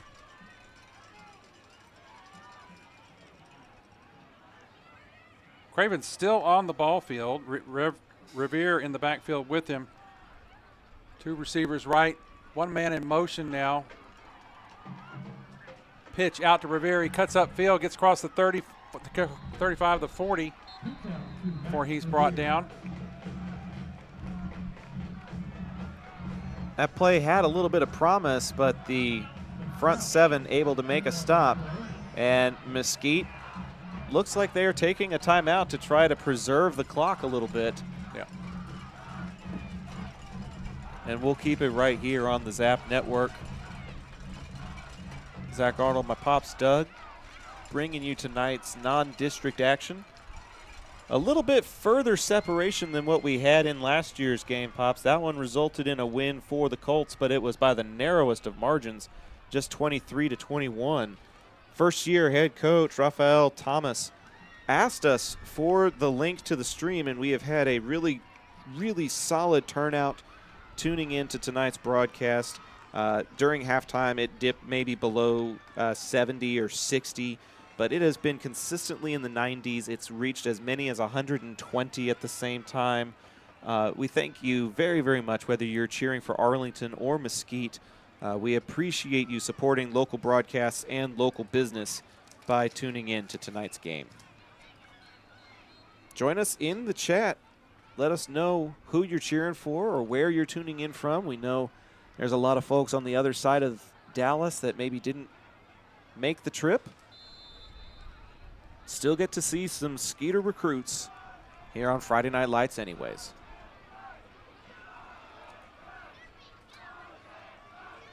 So after the timeout and the stoppage of play, 2 running backs with Revere and Burton now for Coleman Cravens. Revere will take it to the near side and maybe lose a yard. Coach is stressing to the players now, stay in bounds. Because that is Mesquite's final timeout. They have none remaining with 2:30 to go, but if they can get a stop here, they will probably have to force a punt. As impressive as the leg of number 43, Pierce Ling, has been tonight, this is probably out of his range, Pops. Yeah, most likely. Got a couple of final scores we could bring up to date on here. Let's save that for the ECA scoreboard report. Oh, anticipation. Give people something to tune into during the postgame show. All right. Arlington's next game will be at Flower Mound Marcus, who I believe defeated Keller in some Thursday Night Lights action. One of the other scores of note that we don't have because it's not from district, we mentioned that last year we called the Sam Houston game where they ended their historic losing streak. That streak was passed on to Diamond Hill Jarvis, who had been winless for, I want to say, 5 years or something like that. Honestly, their streak may have been longer than Sam Houston's. Right. And Jarvis defeated the South Hill Scorpions last night for their first win in about 5 years. Wow. That's great for those young men to be able to get a win under their belts for the first game of the season. Maybe some promise and some excitement in that program. A lot of excitement in the Bowie Volunteer program and here at Arlington High, the 2 teams that we cover. We'll try to cover some Sam Houston games if staffing allows. As Cravens drops back to pass, they're going to go with a screen, and it falls incomplete and stops the clock. Yeah. The screen intended for Revere will fall incomplete. And now some extracurricular, as a Mesquite player looked like he was taking a little bit of a tumble. No flag thrown. And it's just 4th down, and looks like the Arlington punt unit may be getting ready to come out. Question mark? Yeah, Cravens and Revere are still out there. Do we see a pooch punt, or are we just practicing 4th down scenarios with 2.5 minutes to go in the ball game. They're going to line up with a full receiver set. 2 to the left, 2 to the right. I like the call. Go for it. Yeah, I mean, not to rub it in their face, but to practice the situation. Get the reps in for when it matters most. Cravens back to pass. Looking left. Gearing up. Throwing left. Over the head of everybody, including his intended target. Cason Brown couldn't catch up to it. And it will fall incomplete and be a turnover on downs. And the incompletion will turn the ball over on downs to the Mesquite Skeeters. Zach, can we sneak one non-district? Sure. Anything Game that's not a scored? district team, we can mention those, I suppose. Mom started teaching at Pantego Christian this year. And on their brand new football field over on their campus, Pantego was whumping their opponent 49-0. Hey, they christened that new field and mentioned that it would be a multi-sport complex. You could play baseball on there. You could play softball on there if you set up the fences correctly. Pantego making the most of their time and space. Hat comes off. As that one goes out to the flat, receiver tries to get out of bounds. That's the quarterback, Clayton, that lost his hat on that play. Well, so we're going to bring Babineau back in. We'll bring Babineau in for at least a play here with 2:18 to go in the ball game. And that is who is getting the play called on the sideline from his coach right in his ear. Owen Nelson in the YouTube chat. That's a pretty familiar name. He was tight end for the Colts not too long ago. Now getting to shout out his teammates on the live feed. Thanks for tuning in, Owen. And are there a couple of Nelsons out there on the field right now? I think they play offense, don't they? I forget. Yeah, they do. That's what I meant. I mean, Owen was a tight end. Owen was a tight end, but out there on the field right now is the defense. I guess I took you too literally. We got Jackson Nelson had a slot receiver, and William Nelson, tight end. Brother after brother? Possibly. Those two Nelson boys are twins, if I'm not mistaken. That would make sense. Stoppage of play here with 2 minutes to go. I wonder if we do get a 2-minute timeout at the high school level, if that's something that's been newly incorporated, because I think we had a stoppage around 2 minutes in the first half. So maybe high school is taking after college and doing a 2-minute timeout as we approach the finish line of this ball game. Colts with a 2-possession lead. Bowie clinging to a 7-point lead with Flower Mound driving inside the Bowie 30 late in the fourth quarter. That game also live on the Zap Network.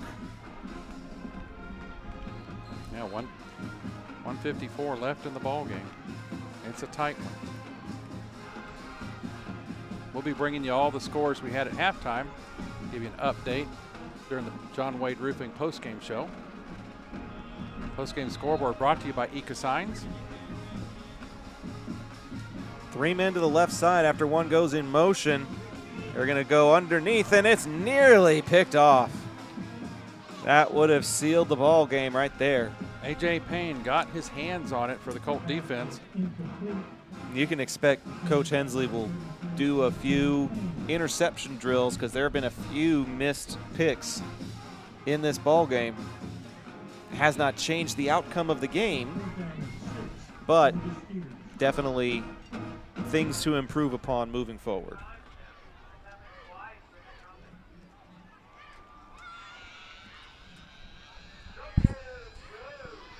.155 remaining, and it's 4th down, I believe.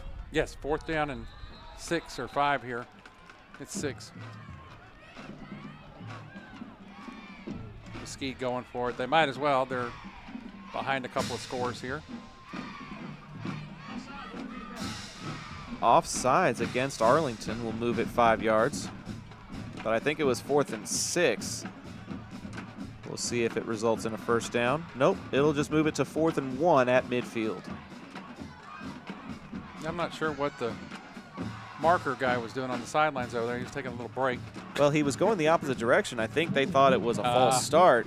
Okay. And they had to go 5 yards the other way. First 15, Clayton with it.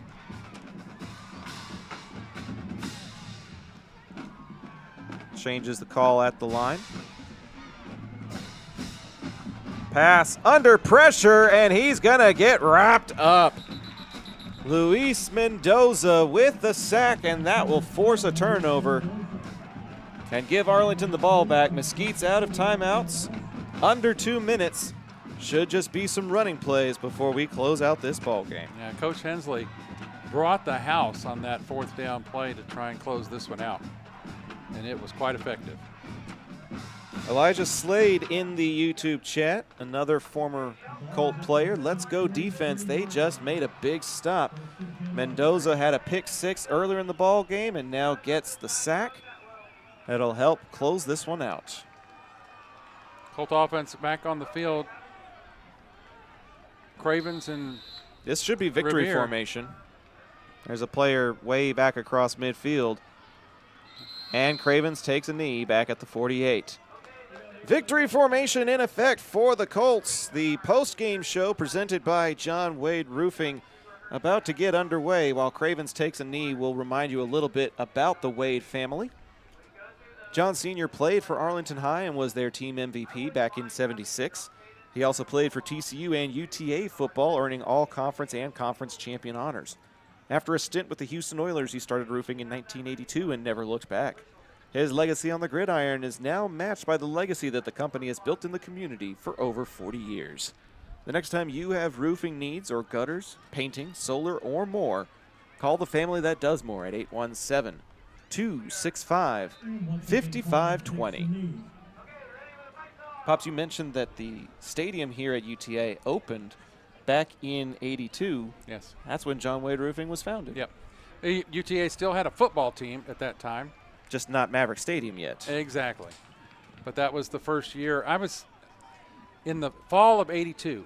Okay, so that's when it opened. That was my – no, wait. Let me think. Fall of '82 is when the stadium opened, and I was still in high school. No, it'd been fall '81 the season opened. The stadium opened. I graduated in '82. And then I went on to UTA in the fall of '82 and was in the marching band when John Wade Sr. was playing. And that'll do it. That is the final score in this one. Arlington 36, Mesquite 20. The Colts with a strong second half to extend their 1-point lead at the break all the way up to the final margin you see here of 16. Mesquite falls to 0-1 on the season. The Colts improve to 1-0. And a lot of momentum as they get ready for Flower Mound Marcus on the road next week. That game also on the Zap Network. Alongside my Pops Doug, I'm Zach Arnold, thanking you for tuning in to tonight's broadcast. Pops, what are your initial thoughts on this Game 1 for Arlington? Well, on the physical preparedness side, I was impressed. Not a lot of injuries to speak of, no cramping.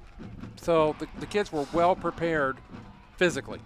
Okay. On the offensive side, I think we saw some good movement by the offensive line. I like the running I saw from Revere. Coleman Cravens was solid. Had that one mishap where we really don't feel like it was his fault because the pass was tipped over the middle.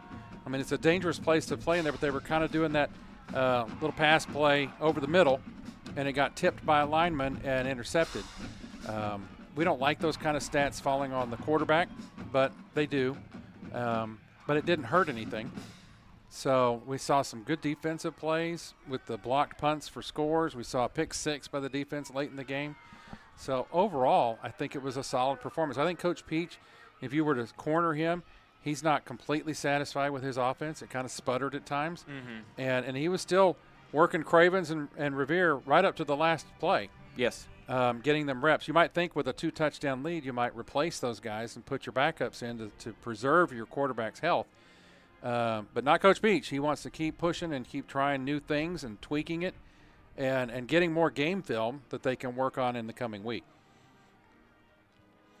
Pops, I'm taking a look at the broadcast across on the other part of the Zap network, and it looks like Bowie with a critical late-game fumble that gave the ball back to Flower Mound inside the 20 with a tie game at 21 apiece. So the Jaguars are a field goal away from escaping Bowie in that ball game. Jot Holly texted me saying that they were under 40 seconds away from overtime, and he may have just made a text-based announcer's jinx over there, sending that to me saying that. But a really great game over on the Zap Network, and a really good game over here for Arlington as well. We had a few technical mishaps, having to do an audio production for part of it. We learned some lessons about our production, learned a few things about ourselves, and got to learn a few things about Arlington's football team as well. So overall, a very fun first week of the season, and we're looking forward to many more. Yeah, as you hear the strains of the alma mater of Arlington High School, the tradition of the players lining up along the sidelines there, and they're all linked. They make a horseshoe C with their thumb and forefinger and then link them all together. And it's just great to see traditions like this carried on year after year after year here at Arlington High School. So yeah, it's a lot of fun to be back in the saddle again with Friday Night Lights, and we've got looks like a great season ahead of us. 331 total yards of offense for Arlington, 135 through the air, 196 on the ground. The Colts won the turnover battle 2-1. Craven 7 of 17 for 135 yards, 2 touchdowns and a pick. Revere led all rushers tonight with 89 yards on 9 carries, good for 9.8 yards per carry and a touchdown. Those numbers coming courtesy of the Dallas Morning News, and these scores also coming courtesy of DMN and the Dave Campbell's app as we head to the scoreboard report presented by Eka Signs. Pops, what do you got for us? Yeah, as the evening winds down here, we'll take a look back at Thursday night's action just to review that for you. Lamar lost to Plano West 15-14 last night, and South Grand Prairie put a hurt on Rowlett. South Grand Prairie 72, Rowlett 14 in that ball game last night at Rowlett. Tough way for the Eagles to get started this year. Tonight's action, Martin was down in Austin taking on Lake Travis. Final score there, Lake Travis 48, Martin 21. Goodness. Yep. But that's a tough opponent. I mean, Bowie did the same thing last year, picking 3 very good opponents, and they've got the same ones this year. Very true. That they lost those games, but then they ran the table after that because the really tough opponents really helped them prepare for the rest of the season. Over in Garland, Grand Prairie Gophers 21, Naaman Forest Rangers 36. So the Gophers go down on their first game. Seguin, last we heard, it was late in the fourth quarter, 58-6 over North Mesquite. Yeah, that one's probably in hand. You've mentioned the Bowie game tied up at 21 right now. The Dave Campbell app says there's about 30 seconds left in the game. So it looks like Bowie did end up punting that ball away. Flower Mound has it just across midfield. And as soon as we shut this broadcast down, we're going to be turning up the mic, and we encourage you all to go support local broadcasters Jot Holly and Tim Costello, as that one is likely headed to overtime, and it went to double overtime the last time these two teams played. So I've got one more. Of course. Because I was saving it for last because I work there. Sam Houston 28, Irving Nimitz 14. Way to go, Texans. In the fourth quarter. Yeah. So this might be one of the few times that we get to say, right now, Sam Houston has more wins than Martin. There you go. That's awesome. That's awesome. Coach Chris James, a former player at Sam Houston, but a former coach at Arlington High in leading the Texans. Brandon Kelsey, former quarterback for Arlington High, on the offensive staff there for Sam. Good friend of mine out there at the school. It's good to see the Texans likely going to win that game here late in the fourth quarter. Pops with a pick 6 and a sack and several other tackles that were unstatted by Dallas Morning News. I'm inclined to give the player of the game to number 12, Luis Mendoza. He was flying all over the field, made some big plays, and helped the Colt defense and special teams be able to put this game on ice in the second half. Yeah, I would agree with that. So the defense gets the player of the game there. Like to see that. Got to have good defense to help your offense stay clicking. And so, yeah, it was a good overall effort tonight. As the Coach Peach finishes his post-game speech at the 45-yard line, players are streaming off to go clean up and rest up for the 3-day weekend ahead. Yeah, happy Labor Day, everybody. We put in a labor of love with tonight's broadcast and appreciate you being a part of it. The player of the game is presented by our friends at Trinity Logistics Services. Thanks to them and Eka Signs for being a part of what we do with John Wade in this post-game show. And thank you all for tuning in to tonight's ball game. Next week's game, Arlington at Flower Mound Marcus, right here again on the Zap Network.